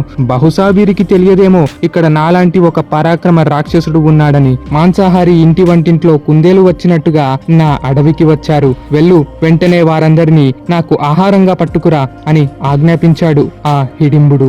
చెల్లెలు హిడింబి కూడా అందుకు ఒప్పుకున్నది. కానీ హిడింబికి మానవులను చంపటం అసలు నచ్చదు. తాను కేవలం జంతువులను మాత్రమే ఆహారంగా స్వీకరిస్తుంటుంది. కేవలం తన అన్న కోసమే మానవులను చంపాల్సి వచ్చేది. ఎలాగో అలా ఈ మానవ హింస ఆపివేయాలి అనుకుంటూనే పాండవులు ఉన్న చోటుకు వెళ్ళింది. అక్కడే ఆ హిడింబికి భీమసేనుడు కనిపించాడు. ఏ ఆయుధం లేకుండానే అటూ ఇటూ కాపలగా తిరుగుతున్నాడు. భీముడు బంగారములా మెరుస్తూ భీకరమైన ఆకారంతో కనపడగా హిడింబి అతడిని చూడగానే మైమర్చిపోయింది. తామర రేకుల వంటి పెద్ద కళ్ళు, సన్నని నడుము, మన్మధుడి వంటి ఆకారము భీముడికి కలిగి ఉండగా అతడిని చూస్తూ చూస్తూ ప్రేమలో పడిపోయింది. అయితే ఇక్కడే ఓ సందేహం కూడా రావచ్చు. ఏంటి, భీముడు సన్నని నడుము కలిగి ఉన్నాడా అని. నిజానికి భీమసేనుడు భీకరమైన ఆకారమును కలిగి ఉన్నవాడు. కానీ తన నడుము ఎప్పుడూ సన్నగానే ఉంటుంది. ఒక తోడేలు ఆంబోతుని తిన్నా సరే చెక్కు చెదరని సన్నని ఆకారముతోనే కనిపిస్తుంటాడు భీమసేనుడు. అటువంటి ఆకారం కలగటం వల్లే భీముడిని చూసి హిడింబి మైమర్చిపోయింది. కాకపోతే మన సినిమా సీరియల్స్ బ్యాచ్ వాళ్ళకి మనీ అండ్ మార్కెటింగే కావాలి కనుక అర్ధజ్ఞానంతోనే ఇష్టం వచ్చినట్టు చిత్రీకరిస్తుంటారు. అందుకే భీముడంటే బండవాడు, పెద్ద పొట్ట వేసుకొని ఉంటాడు అని చాలా మంది అనుకుంటున్నారు. భీముడి ఆకారము, బలము విశాలమైనవి కనుక ఆహారం ఎక్కువగా తింటాడు. అలాగే వంట కూడా గొప్పగా చేయగలడు. ఈ మాత్రానికే భీముడంటే తిండిపోతూ పొట్ట వేసుకొని ఉంటాడు అనుకోవటం మూర్ఖత్వం. భీముడు 10 అడుగులు దూకగలడు, పరిగెత్తగలడు. ఇంకా చెప్పాలంటే అసలు పాండవులలో అత్యంత బలశాలి, అత్యంత ఊపు ఉత్సాహం కలిగిన వాడే భీముడు. అటువంటి ఆ భీముడిని చూసి ఆ రాక్షసి హిడింబి ప్రేమలో పడిపోయింది. అందుకే ఆ భీమసేనుడిని ఆకర్షించడానికి తాను కూడా ఒక అందమైన స్త్రీ రూపం ధరించింది. లోకములో అంతటి అందము మరెక్కడా లేని విధముగా ఆ రాక్షసి కనబడింది. భీముడిని ఎలాగో అలా మాయలో పడవేసి అతడితో పారిపోయి వివాహమాడాలి అని నిర్ణయించుకుంది. అన్న హిడింబుడు ఏమైతే నాకేమి అన్నట్టు భీముడి ముందుకు వెళ్ళసాగింది. ఇక్కడే సరిగ్గా గమనిస్తే హిడింబి ఒక రాక్షసి. తన అన్న పద్ధతులు కూడా ఆమెకు కాస్త విరక్తి పుట్టిస్తాయి. అంతేకాక సహజంగానే ఆడవారికి పతి ప్రేమ ఎక్కువ, అనగా భర్తపై ఎక్కడా లేని ప్రేమ. అందుకే తోడైన అన్నను పెంచిన తండ్రిని గాని ఆలోచించకుండానే ఆ స్త్రీ భీముడితో పెళ్లాడాలని నిర్ణయించుకుంది. ఒక రకంగా ఆలోచిస్తే ఇది ఆడవారికి పతిపై ఉండే ప్రేమ గురించి తెలిపే గొప్ప సన్నివేశం తప్ప తోడబుట్టిన వాళ్ళని వదిలేసేంత నీచులు అనే ఉద్దేశం అయితే కాదు. కాకపోతే అంతటి సిన్సియర్ లవ్ స్టోరీస్ ఈ కలికాలంలో ఉండవులేండి. కానీ ఒకవేళ ఆడవారిది నిజమైన ప్రేమే అవితే వారు వారి పూర్తి సర్వం విడిచి భర్తను సేవించగలరు. ఇది వారి గొప్పతనం. ఇప్పుడు హిడింబి చేసేది కూడా అదే. కానీ తాను రాక్షస కుటుంబం కనుక తన కుటుంబాన్ని విడిచేయాలన్న ఆశలో అసలు తప్పే లేదు. అలా అందమైన రూపంతో హిడింబి భీముడి వద్దకు వెళ్లి, ఓ వీరా, నీవెవరివి? ఇక్కడేం చేస్తున్నావు? ఇదో భయంకరమైన అడవి. ఇదే అడవిలో నా అన్న హిడింబుడు అనే ఓ క్రూర రాక్షసుడు కూడా ఉంటున్నాడు. నువ్వు వాడి కంటపడితే నీకు మృత్యువు తప్పదు. ఇక్కడ ఎవరో నిద్రిస్తున్నారు. బహుశా వారు నీ తల్లి సోదరులు అనుకుంటా. వారు ఎలాగో నిద్రిస్తున్నారు. వారిని వదిలి పారిపో. నేను నిన్ను చూడగానే ఇష్టపడ్డాను కాబట్టి నేను నిన్ను ఈ అడవి నుండి గాని ఆ రాక్షసుడి దారి నుండి గాని బయట పెట్టగలను. మనమిద్దరం కలిసి ఎటైనా దూరంగా వెళ్ళిపోదాం అని చెప్పింది. దానికి భీమసేనుడు, ఓ సుందరి, నీ అభిమానం బాగానే ఉంది. కానీ నేను నా తల్లి సోదరులను వదిలి నీతో వస్తే ఎన్నటికీ సుఖపడలేను. నీ ఈ శరీర సుఖం కోసం నా అన్న వాళ్ళని నేను వదలలేను. అయినప్పటికీ ఇక్కడ ఓ రాక్షసుడు ఉన్నాడు, ఇది అంత మంచి చోటు కాదు అని తెలిపావు. అందుకు కృతజ్ఞతలు అని చెప్పాడు. అది విన్న హిడింబి, సరే, నీకు నీ సోదరుల మీద అంత ప్రేమ ఉంటే వారిని కూడా నేను రక్షిస్తాను. నా మాయతో మీ అందరినీ ఇక్కడి నుంచి దూరంగా ఆకాశ మార్గములోకి తీసుకువెళతాను. కానీ నా ప్రేమను మాత్రం కాదనకు అని అన్నది. దానికి భీమసేనుడు, అంతా బాగానే ఉంది. కానీ ఇప్పుడు నా తల్లి సోదరులు గాఢమైన నిద్రలో ఉన్నారు. ఎవడో ఒక అవగింజంతటి రాక్షసుడి కోసం నా తల్లి సోదరుల నిద్రను చెడగొట్టాలా? ఆ రాక్షసుడే కాదు, దేవతలు, రాక్షస గుంపులు అందరూ కలిసి ఒక్కటై వచ్చినా నా తల్లి సోదరుల నిద్రకి నేను భంగం కల్పించలేను. ఆయుధం వాడకుండానే ఒంటి చేతితో వారందరినీ పడగొడతాను అని అన్నాడు. ఆ రకంగా భీముడు హిడింబి సహాయాన్ని తిరస్కరించటం, హిడింబి పదే పదే భీముడిని కోరటం, ఇదంతా చూసి రాక్షసుడు హిడింబుడు కళ్ళు ఎర్ర చేసుకున్నాడు. ఎంతో క్రోధించి అక్కడికి వచ్చాడు. ఏమిటిది? నేను ఆహారం కోసం నిన్ను పంపితే నువ్వు ప్రేమ పెళ్లి అంటూ తిరుగుతావా? ఉండు, ఇప్పుడే వీడిని వధించి నీ అంతు చూస్తాను అంటూ హిడింబుడు విర్రవీగాడు. దాంతో భయపడిన చెల్లి హిడింబి భీమసేనుడి వెనకాల తలదాచుకుంది. వీడేనా ఆ భీకర రాక్షసుడు అని భీముడు హిడింబిని అడిగాడు. అవును అని ఆమె చెప్పడంతో, ఓ రాక్షస, ఇక్కడ నా తల్లి సోదరులు నిద్రిస్తున్నారు. వారి నిద్రకు నేను భంగం కల్పించలేను. కాబట్టి మనం మరో చోటున యుద్ధం చేసుకుందాం అని భీమసేనుడు అన్నాడు. దానికి ఆ హిడింబుడు, ఆహా, ఎలాగో ఆహారముగా మారే మీ తల్లి సోదరులపై ఇంత ప్రేమ ఎందుకు? ఇక్కడే తేల్చుకుందాం రా అని దూకాడు. దాంతో మండిపడ్డ భీమసేనుడు ఆ రాక్షసుడిని ఒక్క పట్టుపట్టి 100 గజముల దూరాన్న తోసుకుంటూ దూసుకుపోయాడు. మదమెక్కిన ఏనుగు నక్కను 100 అడుగులు ఈడ్చి చెండాడినట్టుగా భీమసేనుడు విజృంభించాడు. అంతేకాక భీముడు ఎగిరి మరి ఓ 2 గుద్దులు గుద్దాడు. అంతే, ఆ హిడింబుడు గట్టిగా కేకలేస్తూ అరిచాడు. ఆ శబ్దానికి కుంతి మరియు ఇతర పాండవులంతా నిదురలేచారు. కుంతీదేవి చుట్టూ చూడగా అందమైన స్త్రీ ఆమెను సేవిస్తూ ఆకులతో గాలి కొడుతుంది. ఆమె మరెవరో కాదు, ఆ రాక్షసుడి సోదరి అయిన హిడింబియే. అబ్బే, భీముడు పెళ్లికి ఒప్పుకుంటాడో లేదో తెలియదుగా, అందుకే ముందు ముందే అత్తగారిని ఇంప్రెస్ చేసే పని కట్టుకుంది ఆ హిడింబి. ఆ హిడింబి అందము చూసి కుంతీదేవి సైతం, ఎవరమ్మా నీవు? సాక్షాత్తు లక్ష్మీదేవివా లేక ఈ వనదేవతవా అని అడిగింది. లేదమ్మా, నీ కోడలిని అని హిడింబి జరిగినదంతా చెప్పింది. అక్కడే భీమా హిడింబులు కూడా ఓ పక్కన ఘోరంగా పోరాడుతున్నారు. కాళ్లతో కర్రలతో కొట్టుకుంటున్నారు, తన్నుకుంటున్నారు. ఏనుగును మించిన ఏనుగు అన్నట్టు విజృంభిస్తున్నారు. నిజానికి హిడింబుడిని పడగొట్టడం భీమసేనుడికి ఓ లెక్క కాదు. కాకపోతే మనోడికి కాస్త సరదా ఎక్కువ. నిమిషాల్లో అవ్వాల్సిన పనిని గంటలు దాకా లాగుతున్నాడు. అది గమనించిన అర్జునుడు భీముడి వద్దకు వచ్చి, అన్నయ్య, కాసేపట్లో అరుణోదయ వేళ మొదలవుతుంది. సంధ్యా సమయానికి ముందే ఈ రాక్షసుడిని పడగొట్టు. అసలే సంధ్యా సమయాల్లో రాక్షసులకు బలం మరింత పెరిగిపోతుంటుంది అని అన్నాడు. అర్జునుడు అలా అనగానే భీముడు ఉత్సాహం పొంది ఆ హిడింబుడిని చేతుల్లోకి తీసుకొని గిరగిరా తిప్పసాగాడు. పొంగరమును ఓ పిల్లాడు ఎలా అయితే తిప్పుతాడో అంతే సులభంగా ఆ రాక్షసుడిని తిప్పాడు భీముడు. అలా 100 సార్లు గిరగిరా తిప్పుతుండగా ముక్కు, నోరు వంటి అవయవాల నుండి రక్తం కారుతూ వచ్చింది. విడిచిపెట్టమని రాక్షసుడు నానా ఏడుపులు ఏడ్చాడు. కానీ ఎంతమంది అమాయకులు ఈ రాక్షసుడి చేత బలయ్యారో. తిన్నదంతా ఇప్పుడు కక్కించకుండా నేను వదులుతానా అని అనుకుంటూ భీముడు ఆ రాక్షసుడిని అలా తిప్పి కిందకు విసిరాడు. వెన్ను మీద మోకాలు పెట్టి మరీ 2 చేతులను వెనకబెట్టి కర్రను విరిచినట్టుగా విరిచి అవతల పారేశాడు. అక్కడే శబ్దమును విని హిడింబుడి పరివారం జరిగిన యుద్ధం చూశారు. మారు మాట మాట్లాడకుండా అడవి వదిలి మరీ పారిపోయారు. అలా క్రూర రాక్షసుడైన హిడింబుడు ఇలా మరణించాడు. భీముడి పరాక్రమం చూసి ధర్మరాజు మెచ్చుకున్నాడు. అప్పుడే భీముడు హిడింబి వైపు చూస్తూ, ఓ సుందరి, ఇక నీ మాయా నా ముందు చెల్లదు. స్త్రీవి అన్న కారణంగా వదిలేస్తున్నాను. కానీ ఇక నుండి నా వెంట పడకు, లేకుంటే చూశావు కదా మీ అన్న పరిస్థితి అని బెదిరింపు మాటలు పలికాడు. భీముడు హిడింబిని తిరస్కరించటంతో హిడింబి కుంతీదేవి వద్దకు వెళ్లి, అమ్మా, నేను ఏమాత్రం అసత్యం పలకకుండా చెబుతున్నాను. మీరందరూ అనుకుంటున్నట్టుగా నేనేమీ పూర్తిగా రాక్షసినైతే కానే కాదు. నేను పూర్వం ఎన్నో మాయలు కలిగిన అప్సరసని. దుర్వాసముని శాపం కారణంగా సాలకటంకుడు అనే రాక్షసుడికి కూతురిగా జన్మించాను. అయినప్పటికీ నరమాంసాన్ని ఎప్పుడూ స్వీకరించలేదు. నాకంటూ రాక్షస లక్షణాలు లేనే లేవు. అదీ కాక నాకు జరిగినది గాని, జరుగుతున్నది గాని, అలాగే జరగబోయేది కాని అంతా తెలుసు. అనగా నాకు భూత వర్తమాన భవిష్యత్తు కాలములు అన్నీ తెలుసు. మీరిక్కడకు వస్తారని నాకు ముందే తెలుసు. ఈ భీమసేనుడికి నాకు వివాహం కూడా అవుతుందని తెలుసు.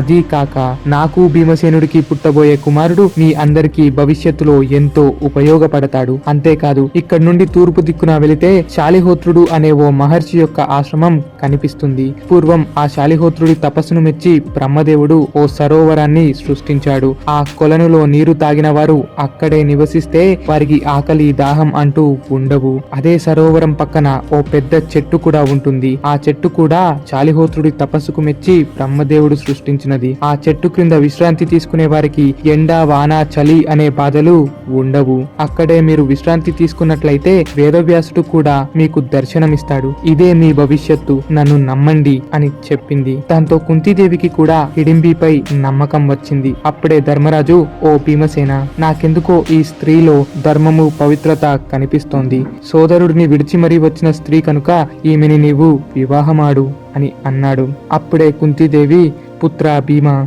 అన్న ధర్మరాజు అసత్యం పలకడు. అంతేకాక తనంతట తానే వచ్చిన స్త్రీని కాదనకూడదని వేదములు చెబుతున్నాయి. కాబట్టి కనీసము ఒక పిల్లాడు జన్మించేంత వరకు నీవు హిడింబితో ఉండు. నీవు ఆమెను ధర్మం కోసమైనా స్వీకరించు అని చెప్పింది. ఆ మాటతో భీమసేనుడు కూడా వివాహానికి ఒప్పుకున్నాడు.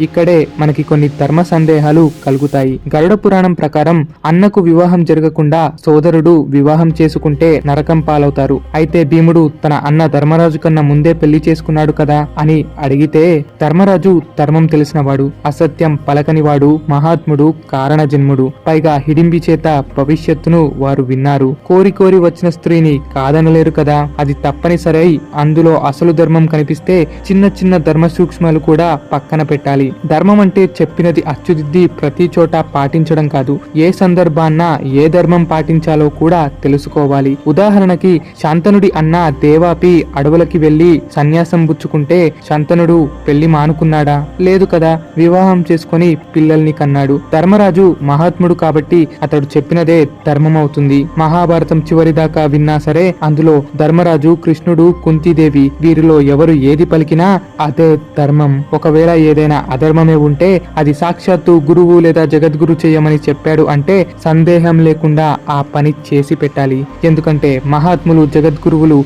ఎప్పుడు తప్పుడు పనులు చెయ్యమని చెప్పరు. కానీ అలా చెప్పారంటే దాని వెనకాల లోక కళ్యాణము, అసలు సిసలైన ధర్మ కార్యము అనేది ఖచ్చితంగా ఉంటుంది. అలా తల్లి ఇంకా అన్న మాటకు గౌరవిస్తూ భీమసేనుడు వివాహానికి ఒప్పుకున్నాడు. భీముడికి హిడింబికి వివాహం జరగగా కుంతీదేవి హిడింబి వద్దకు వచ్చి, అమ్మా, నీవు ఒక రాక్షస స్త్రీవి కాబట్టి పగటిపూటే భీముడిని ఎటైనా తీసుకుని వెళ్లి మీరిద్దరూ విహరించండి. రాత్రవగానే భీముడిని మా దగ్గరకు పంపు అని చెప్పింది. కుంతీదేవి మాటల్లో కూడా ఒక అర్థం ఉంది. సహజంగా రాక్షస స్త్రీలు రాత్రవగానే బలం పుంజుకుంటారు. అంతేకాక వాళ్ళకి రాత్రవ్వగానే కామం పెరిగిపోతుంటుంది. ఒకవేళ వారి భర్త ఒక మానవుడవితే వారికున్న ఆకలికి, పిచ్చికి సొంత భర్తనే తినేస్తారు. ఇలా రాక్షస స్త్రీలకు ఉన్న ఈ దుర అలవాటులకు భయపడే కుంతీదేవి హిడింబితో అలా చెప్పింది. కుంతీదేవి కాస్త జాగ్రత్త పడిందే తప్ప నిజానికి హిడింబి మాత్రం అలాంటి స్త్రీ అయితే కాదు. అయినప్పటికీ అత్త మాటను గౌరవిస్తూ అంగీకరించింది హిడింబి.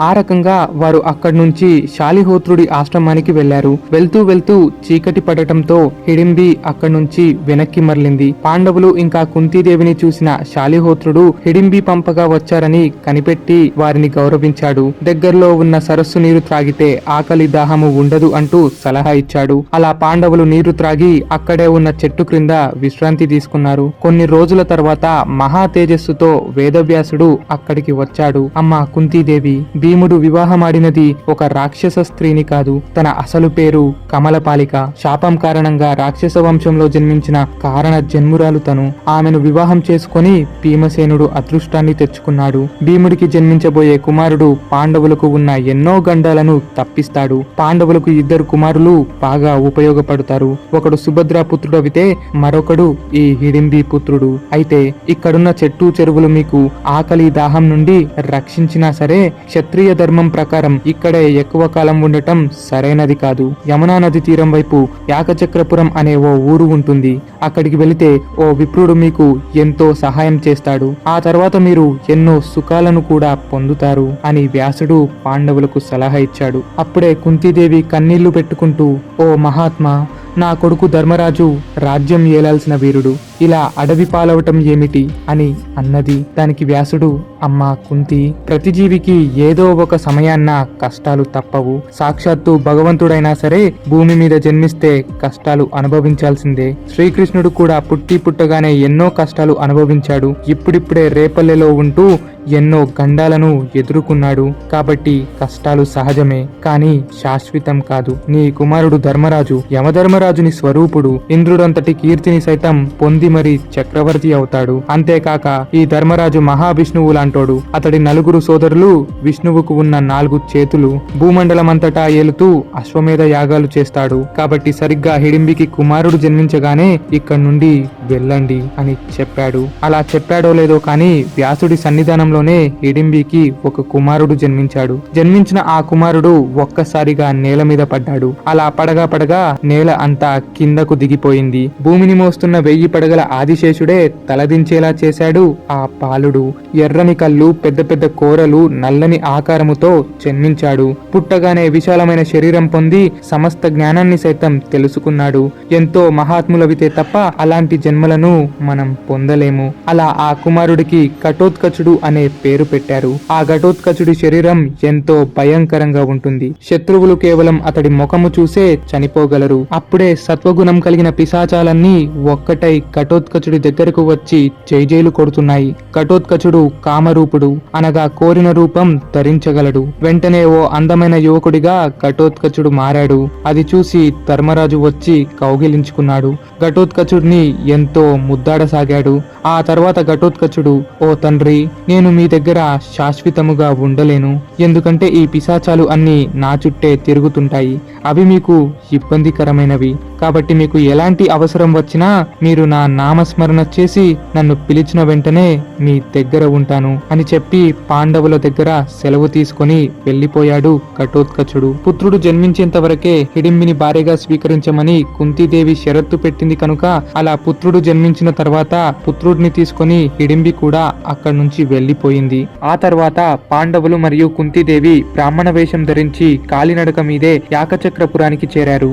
ఆ ఊరంతా చాలా వరకు బాగా డబ్బున్న వారే కనపడేవారు. యమునా నది దగ్గర ఊరు ఉండటం వల్ల వ్యవసాయం కూడా బాగా జరిగేది. అలా ఆ ఊరిలో పాండవులు వ్యాసుడు చెప్పిన ఓ విప్రుడి ఇంటికి వెళ్లారు. ఆ విప్రుడు కూడా పాండవుల తేజస్సును, వారి జ్ఞానాన్ని చూసి వారిని ఎంతో గౌరవించాడు. అలా అక్కడే పాండవులు కొంతకాలం ఉన్నారు. పాండవుల బల పరాక్రమాలను చూసి ఊరంతా ఆనంద ఆశ్చర్యాలు పొందారు. అంత దృఢ శరీరం కలిగిన వారు బ్రాహ్మణ వేషములో పొద్దున్నే వేద మంత్రాలతో ఇతరులను నిద్రలేపేవారు. అలా పాండవుల అద్భుత వేద జ్ఞానానికి అందరూ మెచ్చుకునేవారు. తర్వాత పాండవులు భిక్ష కోసం ఊరు తిరగగా వారిపై అభిమానంతో ఎందరో భిక్ష వేసేవారు. అలా పాండవులు ఆహారమును సేకరించి కుంతీదేవి ముందు పెట్టేవారు. ఆ ఆహారాన్ని కుంతీదేవి అందరికీ పంచిపెట్టేది. తెచ్చిన ఆహారంలో సగం భీముడికి, మరో సగం నలుగురు పాండవులు మరియు కుంతీదేవి పంచుకునేవారు. అయినప్పటికీ ఆ భిక్షాటనతో వచ్చిన ఆహారం భీముడికి పెద్దగా సరిపోయేది కాదు.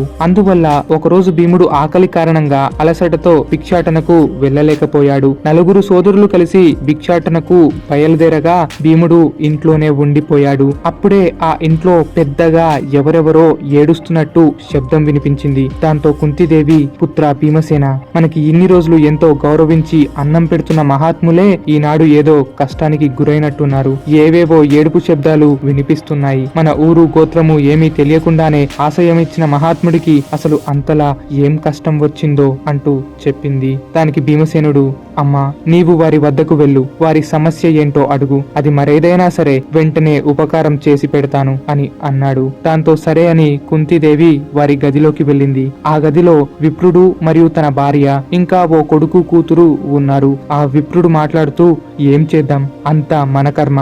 ఎక్కడో అడవిలో ఆకులు పళ్ళు తింటూ బ్రతికినా సంతోషంగా ఉండేవాళ్ళం. ఏదేమైనప్పటికీ ఈ పూటకైతే ఆ రాక్షసుడికి నేను ఆహారం అవుతాను, వాడి వద్దకు నేను వెళతాను. నీవు ఈ పిల్లలను జాగ్రత్తగా చూసుకో అని తన భార్యతో అన్నాడు. దానికి సమాధానంగా భార్య, ఏవండి, మీరు లేకుండా నేను బ్రతకలేను, ఈ పిల్లలను పోషించలేను. కావాలంటే మీకు బదులుగా నేను వెళ్లి ఆ రాక్షసుడికి ఆహారంగా మారుతాను. నేను చనిపోయాక మీరు ఇంకో పెళ్లి చేసుకొని అయినా ఈ పిల్లలని పోషించండి అని ఏడుస్తూ చెప్పింది. అప్పుడే కూతురు కూతురు కూడా కన్నీళ్లు పెట్టుకుంటూ, అమ్మా నాన్న, మీరు లేని జీవితం నాకెందుకు, కాబట్టి మీరు ఇక్కడే ఉండండి, నేనే ఆ క్రూర రాక్షసుడికి ఆహారం అవుతాను అని చెప్పింది. అప్పుడే అక్కడికి వచ్చిన కుంతీదేవి, ఏమైంది, మీలో మీరు ఇంతలా దుఃఖిస్తూ ఏడుస్తున్నారు, అసలు మీ ఈ బాధకు కారణమేమిటి అని అడిగింది. దాంతో ఆ విప్రుడు, అమ్మ ఏమని చెప్పను, చెబితే బాధ తీరుతుందా, అయినా సరే నీవడిగావని చెబుతున్నాము విను. యమునా నది తీరాన్న బకుడు అని పేరు కలిగిన ఒక అసురుడు ఉన్నాడు. ఆ బకాసురుడు నల్లని విశాలమైన క్రూర రూపాన్ని కలిగి ఉంటాడు. ఆ రాక్షసుడు బ్రాహ్మణులను సైతం లెక్క చేయకుండా అమాంతం మింగివేశాడు. అలాంటి ఆ రాక్షసుడు కనిపించిన ప్రతి ఒక్కడిని చంపి తినేవాడు. దాంతో ప్రజలంతా రాజు దగ్గరకు వెళ్లి జరిగిన విషయమంతా చెప్పగా ఆ రాజు కూడా ఏమీ చెయ్యలేనని చేతులెత్తేశాడు. దాంతో ఊరి ప్రజలంతా ఏకమై ఆ రాక్షసుడి వద్దకు వెళ్లి, ఓ బకాసురా, నీవు ఇలా ఒకేసారి ఇంతమందిని చంపుతూ ఈ గ్రామాన్ని కప్పివేయకు. నీకు కావాల్సిన భోజనాన్ని మేము రోజుకి ఒకసారి సిద్ధం చేసి పంపుతాము. మాలో ఒక మనిషి కూడా నీకు ప్రతిరోజు ఆహారం అవుతాడు అని అన్నారు. దానికి బకాసురుడు, అబ్బే ఇదంతా వద్దు, కానీ నేను చెప్పేది చెయ్యండి. మీరు ఒక 8 చక్రాలు కలిగిన వాహనాన్ని సిద్ధం చేయండి. ఆ 8 చక్రాల వాహనములో కావాల్సినంత అన్నము, కూరలు ఉంచండి. వాటితో పాటు 5 కడవల పెరుగు పాలు కూడా ఉంచండి. ఆ 8 చక్రాల బండికి 2 బలమైన దున్నపోతులను కూడా కట్టి పెట్టండి. ఆ బండిని తోస్తూ ఒక మానవుడిని పంపండి. నేను ఆ బండి మీద ఉన్న ఆహారమంతా తిన్నాక ఆ బండికి ఉన్న 2 దున్నపోతులను కూడా తింటాను. చివరిగా ఆ బండిని తోలిన మనిషిని కూడా తినేస్తాను అని చెప్పాడు. ఊరిలో వారికి కూడా వేరే దారి లేక అందుకు అంగీకరించారు. ప్రతిరోజు ఆహారం సిద్ధం చేసి 2 దున్నపోతులు, దానికి తోడుగా ఒక మనిషిని ఎంచుకొని పంపేవారు. అలా ఈ రోజు మా సమయం వచ్చింది అంటూ విప్రుడు జరిగినదంతా వివరించాడు. అలా మళ్ళీ విప్రుడు తన భార్యతో నేనే వెళతానని అన్నాడు. భార్య ఏమో వద్దు నేనే వెళ్తాను అని అన్నది. అలా నేనంటే నేను అని వారంతా ఏడుపుతో ఒకరినొకరు కాదంటుండగా అక్కడే ఉన్న 8 ఏళ్ల బాలుడు లేచి, ఏమీ తెలియకపోయినా ఆగండి, ఆ రాక్షసుడి అంతు నేను చూస్తాను. నా కర్రతో వాడి బుర్ర బద్దలు చేసి ఒక్క గుద్దుతో చంపేస్తాను అని అన్నాడు. ఆ పిల్లాడి మాటలు విన్న వారి తల్లిదండ్రులు అంత బాధలో కూడా ఓ నవ్వు నవ్వారు. ఒరేయ్, నీవేమీ భీమసేనుడివి కాదురా ఆ రాక్షసుడిని చంపడానికి అని ఆ విప్రుడు అన్నాడు. విషయమంతా గ్రహించిన కుంతీదేవి, ఓ మహాత్మా, మీరెందుకు ఇంతలా దుఃఖించటం? నా 5 కుమారులలో ఒక కుమారుడు ఇంట్లోనే ఉన్నాడు. మీకు బదులుగా నా కుమారుడు ఆ 8 చక్రాల బండిని తోసుకెళ్తాడు అని చెప్పింది. అది విన్న ఆ విప్రుడు, ఏమిటి, వద్దు, నేను మిమ్మల్ని అతిథిగా చూశానే గాని నా స్వార్థం కోసం నీ కొడుకును ఎందుకు బలివ్వటం? మీ కుమారులు వేదములు తెలిసిన వారు, అంతటి జ్ఞానులు ధర్ములు అయిన వారిని మా కోసం బలిస్తారా? వద్దు అంటూ చెప్పాడు. ఇక్కడ మరో నీతి ఏమిటంటే, వచ్చిన వాళ్ళు అతిథులు, కానీ నా కుటుంబం కోసం వెళ్ళండి, మా బదులు మీరు చావండి అని ఆ విప్రుడు అనలేదు. వచ్చిన అతిథులను సైతం గౌరవించాలనే మన పురాణాలు, ఇతిహాసాలు చెబుతున్నాయి. అయితే కుంతీదేవి సమాధానంగా, ఓ మహాత్మా, ఏ తల్లి అయినా సరే కోరి కోరి తన కుమారుడిని రాక్షసుడి వద్దకు పంపి బలివ్వదు. కానీ నేను నా కుమారుడిని పంపించేది చావడానికి కాదు, చంపడానికి. నా కుమారుడు అమితమైన బలం కలవాడు, ఎంతటి వాడినైనా అణిచివేయగలడు. ఇటువంటి ఎన్నో రాక్షసుల అహం అణిచినవాడు అని చెప్పింది. భీమసేనుడి శరీరమును చూసి విప్రుడికి కూడా కాస్త నమ్మకం వచ్చింది. అందువల్ల ఆ విప్రుడు కుంతీదేవి మాటకు అంగీకరించాడు. దాంతో కుంతీదేవి భీముడిని పిలిచి జరిగిన విషయమంతా చెప్పింది. భీమసేనుడు ఆహార బండిని మోయడానికి సిద్ధపడ్డాడు. దాంతో ఎంతో మంది జనాలు ఎన్నో రకరకాల రుచికరమైన భోజనాలను ఆ బండిలో ఉంచారు. భీమసేనుడు ఆ బండిని మోస్తూ రొమ్ము విరిచి భుజాలు కొడుతున్నాడు.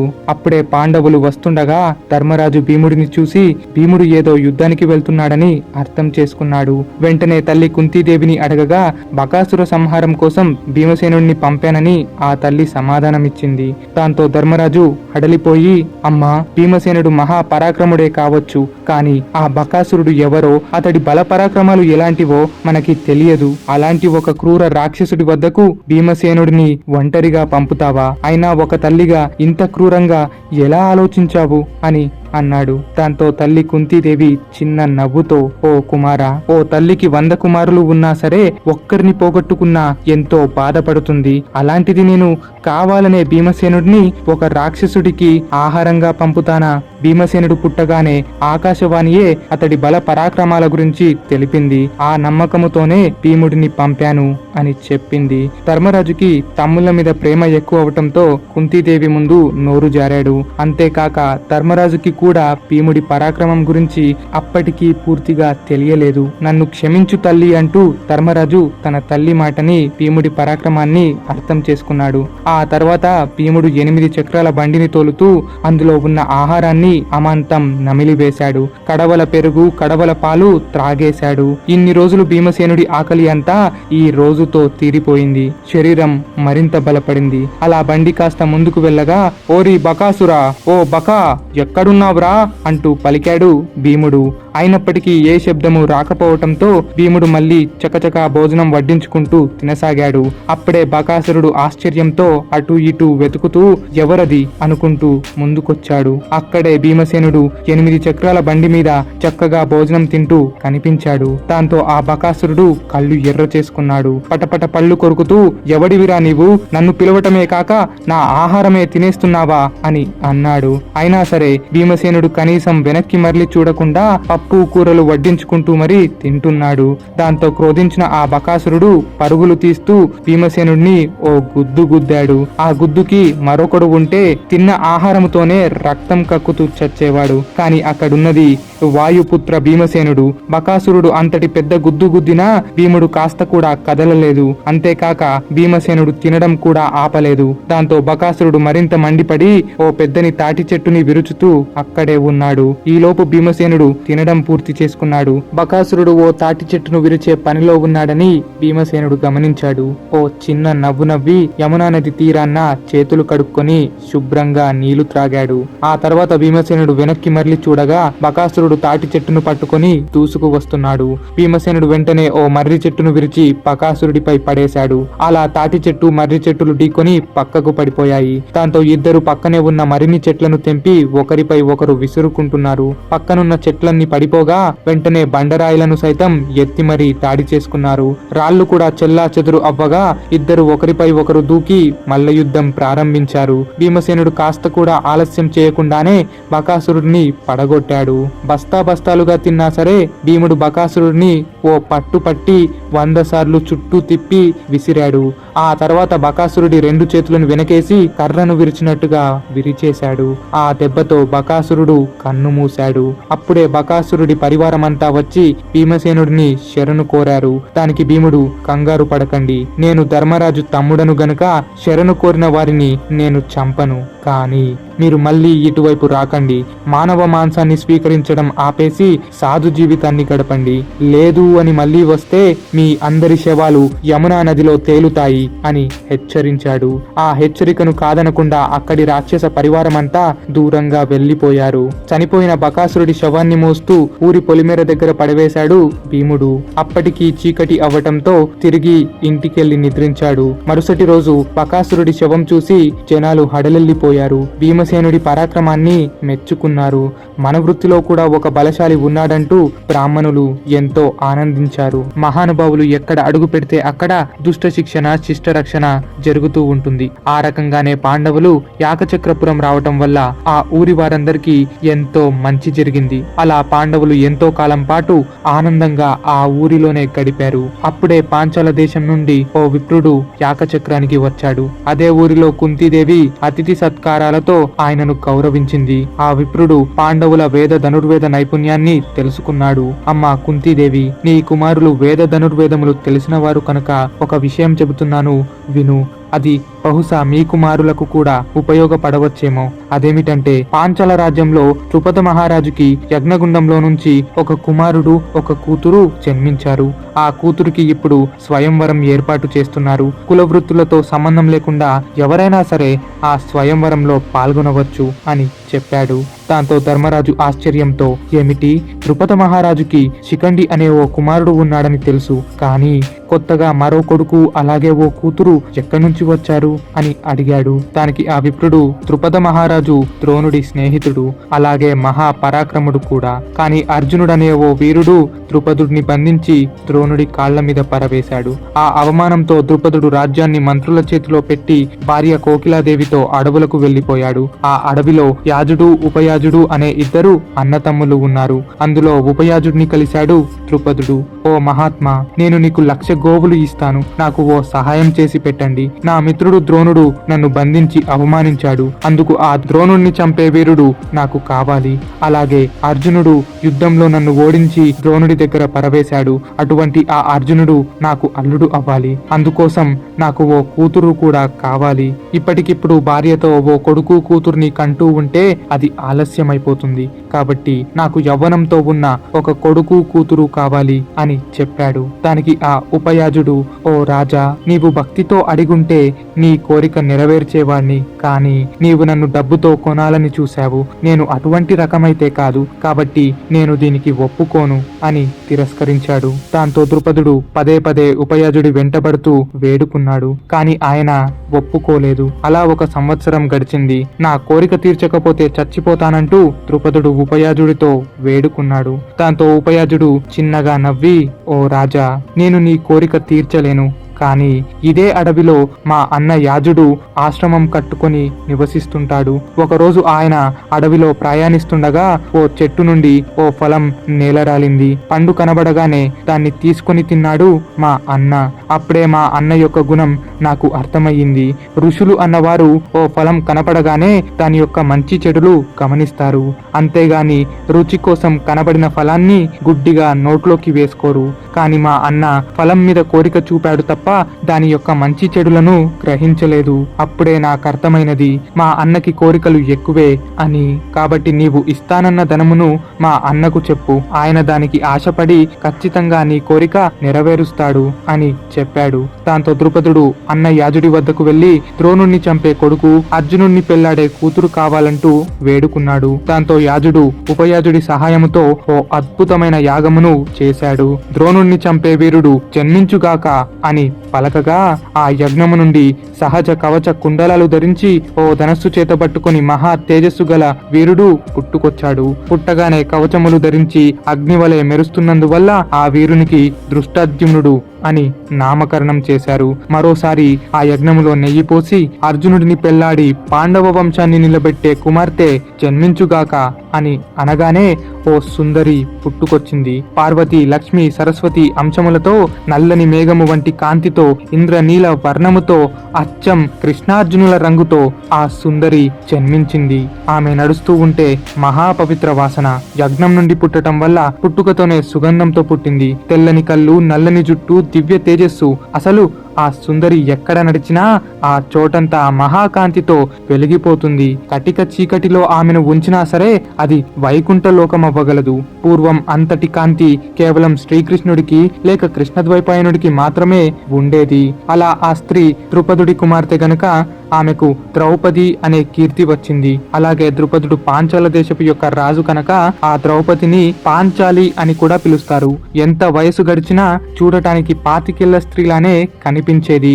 అంతిమ క్షణం దాకా పాండవుల శరీరంలో కూడా కాస్త మార్పులు వచ్చాయి, కానీ ద్రౌపదీదేవి మాత్రం చివరి క్షణంలో కూడా 25 స్త్రీలానే వెలిగిపోయింది.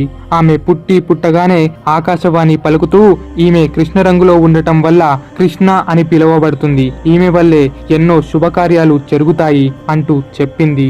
అలా దృష్టద్యుమ్న ఇంకా ద్రౌపదుల జననంతో యాజునికి ఇవ్వాల్సిన కానుకలు కూడా అందించాడు. అలా ద్రుపదుడు తన భార్య కోకిలాదేవితో తిరిగి రాజ్యానికి వచ్చాడు. మంత్రులతో మాట్లాడుతూ, ఈ దృష్టద్యుమ్నుడు ఎలాగో ద్రోణుడిని సంహరిస్తాడు, కాకపోతే నా కుమార్తె ద్రౌపదికి అర్జునుడు వివాహమాడాలి, కాబట్టి ప్రస్తుతం అర్జునుడు ఎక్కడ ఉన్నాడో కనుక్కోండి అని అన్నాడు. దానికి ఆ మంత్రులు, రాజా, నీవేమో ఇన్ని రోజులు అడవుల్లో తిరిగావు, ఈలోపు అర్జునుడు ఇంకా మిగతా పాండవులు లక్క దహనంలో చనిపోయారు. ధృతరాష్ట్రుడు పన్నిన కుట్రకి వారంతా బలైపోయారు.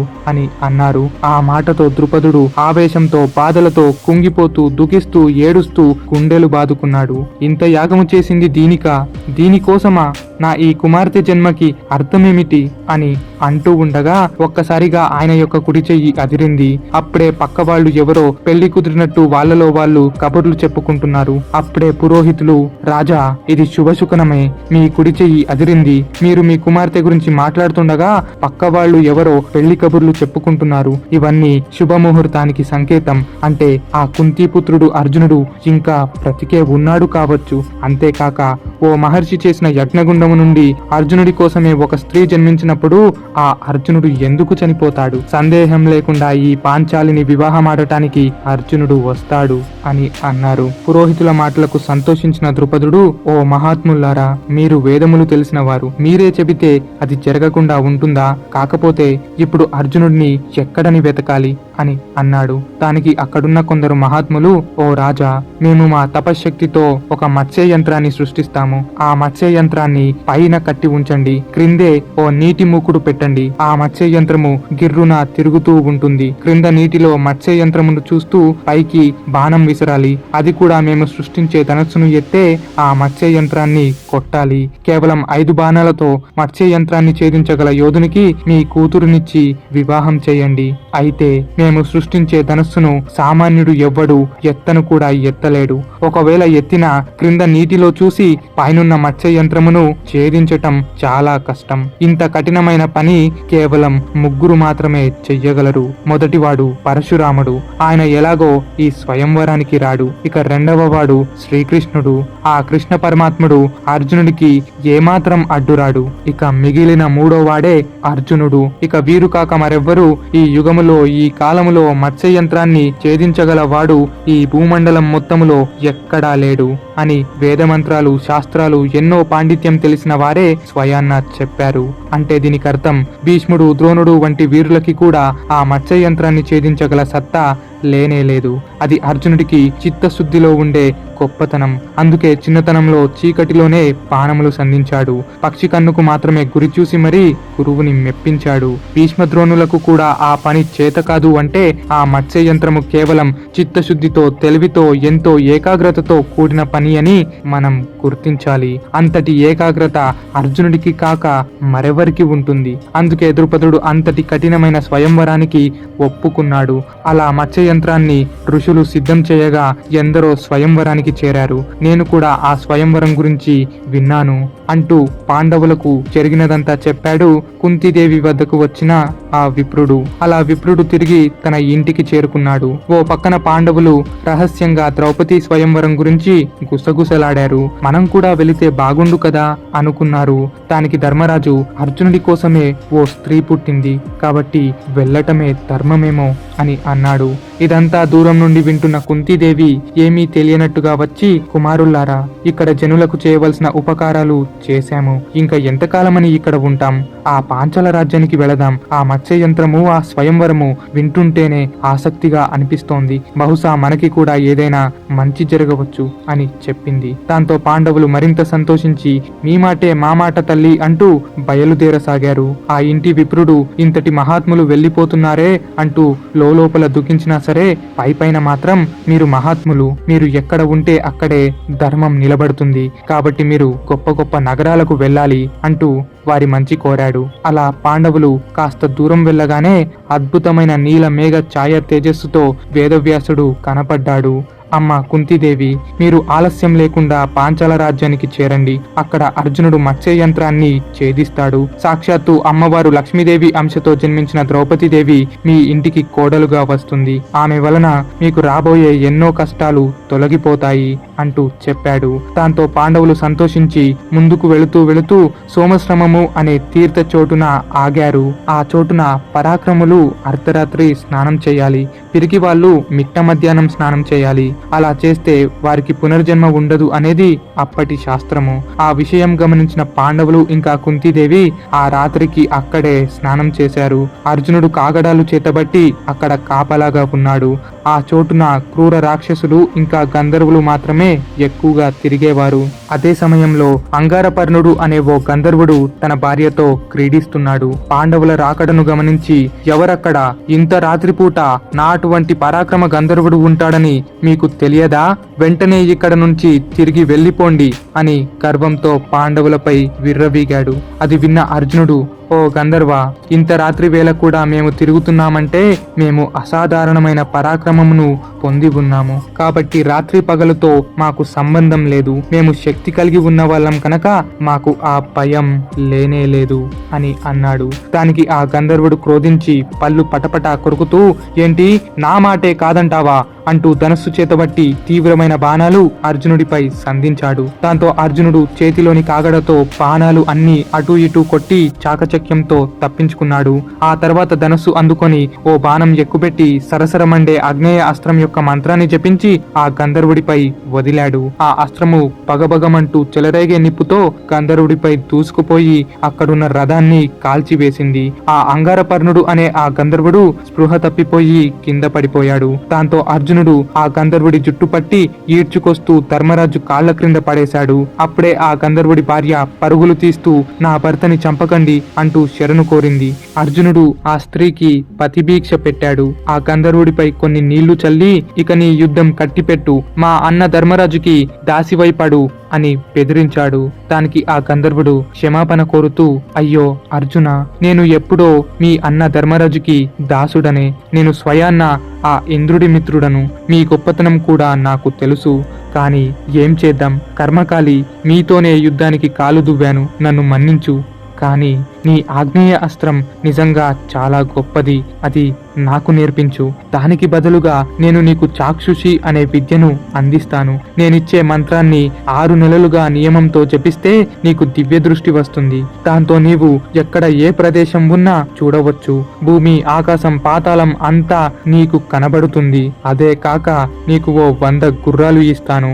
అవి మాలాంటి గంధర్వులు మాత్రమే ఉపయోగించేవి అని చెప్పాడు. దానికి అర్జునుడు, ఓ గంధర్వ, నేను నీకు ఆగ్నేయ అస్త్రం అందిస్తాను, కానీ నాకు బదులుగా ఏమీ వద్దు. నేను ఎవరి వద్ద కూడా మంత్రాన్ని అభ్యసించను. కేవలం మా గురు ద్రోణుడి వద్దో లేక ఆ కృష్ణుడి వద్ద మాత్రమే మంత్రాన్ని నేర్చుకుంటాను. కాబట్టి క్షత్రియ ధర్మంగా నీవు ఇచ్చే గుర్రాలను స్వీకరిస్తాను అని చెప్పాడు.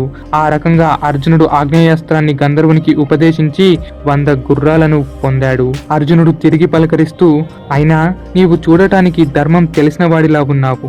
మమ్మల్ని గొప్పగా పలకరిస్తున్నావు. ఇంత చేసిన నీవు అంత గర్వముతో మాపై యుద్ధానికి ఎందుకు కాలు దువ్వావు అని అడిగాడు. దానికి ఆ గంధర్వుడు, ఏం చేస్తాం, ఒక స్త్రీ పక్కన ఉండగా ఎంతటి మగాడైనా రెచ్చిపోతాడు కదా. ఆ లోపంతోనే మీ అంతటి మహావీరులను గుర్తించి కూడా భార్య ముందు తగ్గకూడదనే గర్వంతో యుద్ధానికి కాలు దువ్వాను. ఇది ఒక కారణమవితే మరొక కారణం కూడా ఉంది. పురోహితులు లేని వారికి అవమానాలు తప్పవు. మీకు పురోహితులు లేకపోయినందువల్ల మీరు ఇలా నా చేత దూషింపబడ్డారు అని చెప్పాడు. ఇక్కడే మనం ఓ నీతిని గమనించవచ్చు. ఒక స్త్రీ వెంట ఉంటే ఏమీ చేత కాని మగవాడు కూడా తెగరెచ్చిపోతాడు. తోడుగా మిత్రుడు, నావాడు అని ఎవరున్నా సరే పట్టించుకోడు. ఒక స్త్రీ ముందు పరువు కాపాడుకోవాలన్న ఆలోచనతో దురలవాటులకు, అవసరం లేని పొట్లాటలకు కూడా ఓ మగాడు కాలు దువ్వగలడు. కానీ అది మనకి ప్రమాదమని భారతం చెబుతోంది. అంతేకాక ఓ కుల పురోహితుడు ఉండటం ఎంతో అవసరం అని ఈ సన్నివేశంలో తెలుస్తోంది. దాంతో పాండవులు దివ్య దృష్టి తెలుసున్న ఆ గంధర్వుడికే ఓ గొప్ప పురోహితుడిని చూసి పెట్టమని కోరారు. దానికి ఆ గంధర్వుడు, మీరు పాంచాల రాజ్యంలో వెళ్లే మార్గంలో ఓ చిన్నని ఊరిలో తౌమ్యుడు అనే ఓ పండితుడుంటాడు. ఆయనను మెప్పించి మీ పురోహితునిగా చేసుకోండి. ఆయన మీ చేత భవిష్యత్తులో ఎన్నో యజ్ఞయాగాలు చేయిస్తాడు అని చెప్పాడు. దాంతో పాండవులు సెలవు తీసుకొని తౌమ్యుడు అనే పండితుడిని మెప్పించి పురోహితునిగా చేసుకున్నారు. అక్కడే మళ్ళీ ఆ అంగారపర్ణుడు అనే గంధర్వుడు వచ్చి, ఓ అర్జున, నేను నీ చేతుల్లో ఓడిపోయాను కాబట్టి నాకు ఈ అంగారపర్ణుడు అనే పేరు వద్దు. నేను ఓ చిత్రమైన రథాన్ని సృష్టించుకున్నాను. దాంతో చిత్రరథుడు అనే పేరుతో ప్రసిద్ధి చెందాలని అనుకుంటున్నాను. ఇక నేను మళ్ళీ నీకు భవిష్యత్తులో అవసరపడతాను అని చెప్పి అక్కడి నుండి సెలవు తీసుకున్నాడు. ఆ రకంగా పాండవులు దౌమ్యుడిని పురోహితునిగా చేసుకొని పాంచాల రాజ్యం చేరారు. ఇప్పుడు రాబోయే పాంచాల రాజ్యం స్వయంవరం గురించి మనం ఎన్నో తెలుసుకోవాలి. స్వయంవరంలో ఏం జరిగింది, అర్జునుడు గెలవడానికి కారణాలేంటి, కర్ణుడు నెగ్గడానికి కారణాలేంటి అనే వంటి ఆసక్తి ఆసక్తికరమైన సన్నివేశాలు ఎంతో అనలైజ్ చేస్తూ మరి మీ ముందుకు తర్వాతి వీడియోలో తీసుకురాబోతున్నాం. మరో వీడియోతో కలుద్దాం. మహాభారతం, భాగవతం పూర్తి వాల్యూమ్స్ కోసం end screens and comment section లో పిన్ చేయబడిన కామెంట్ ని చెక్ చేయండి. సో చివరిగా జై శ్రీకృష్ణ.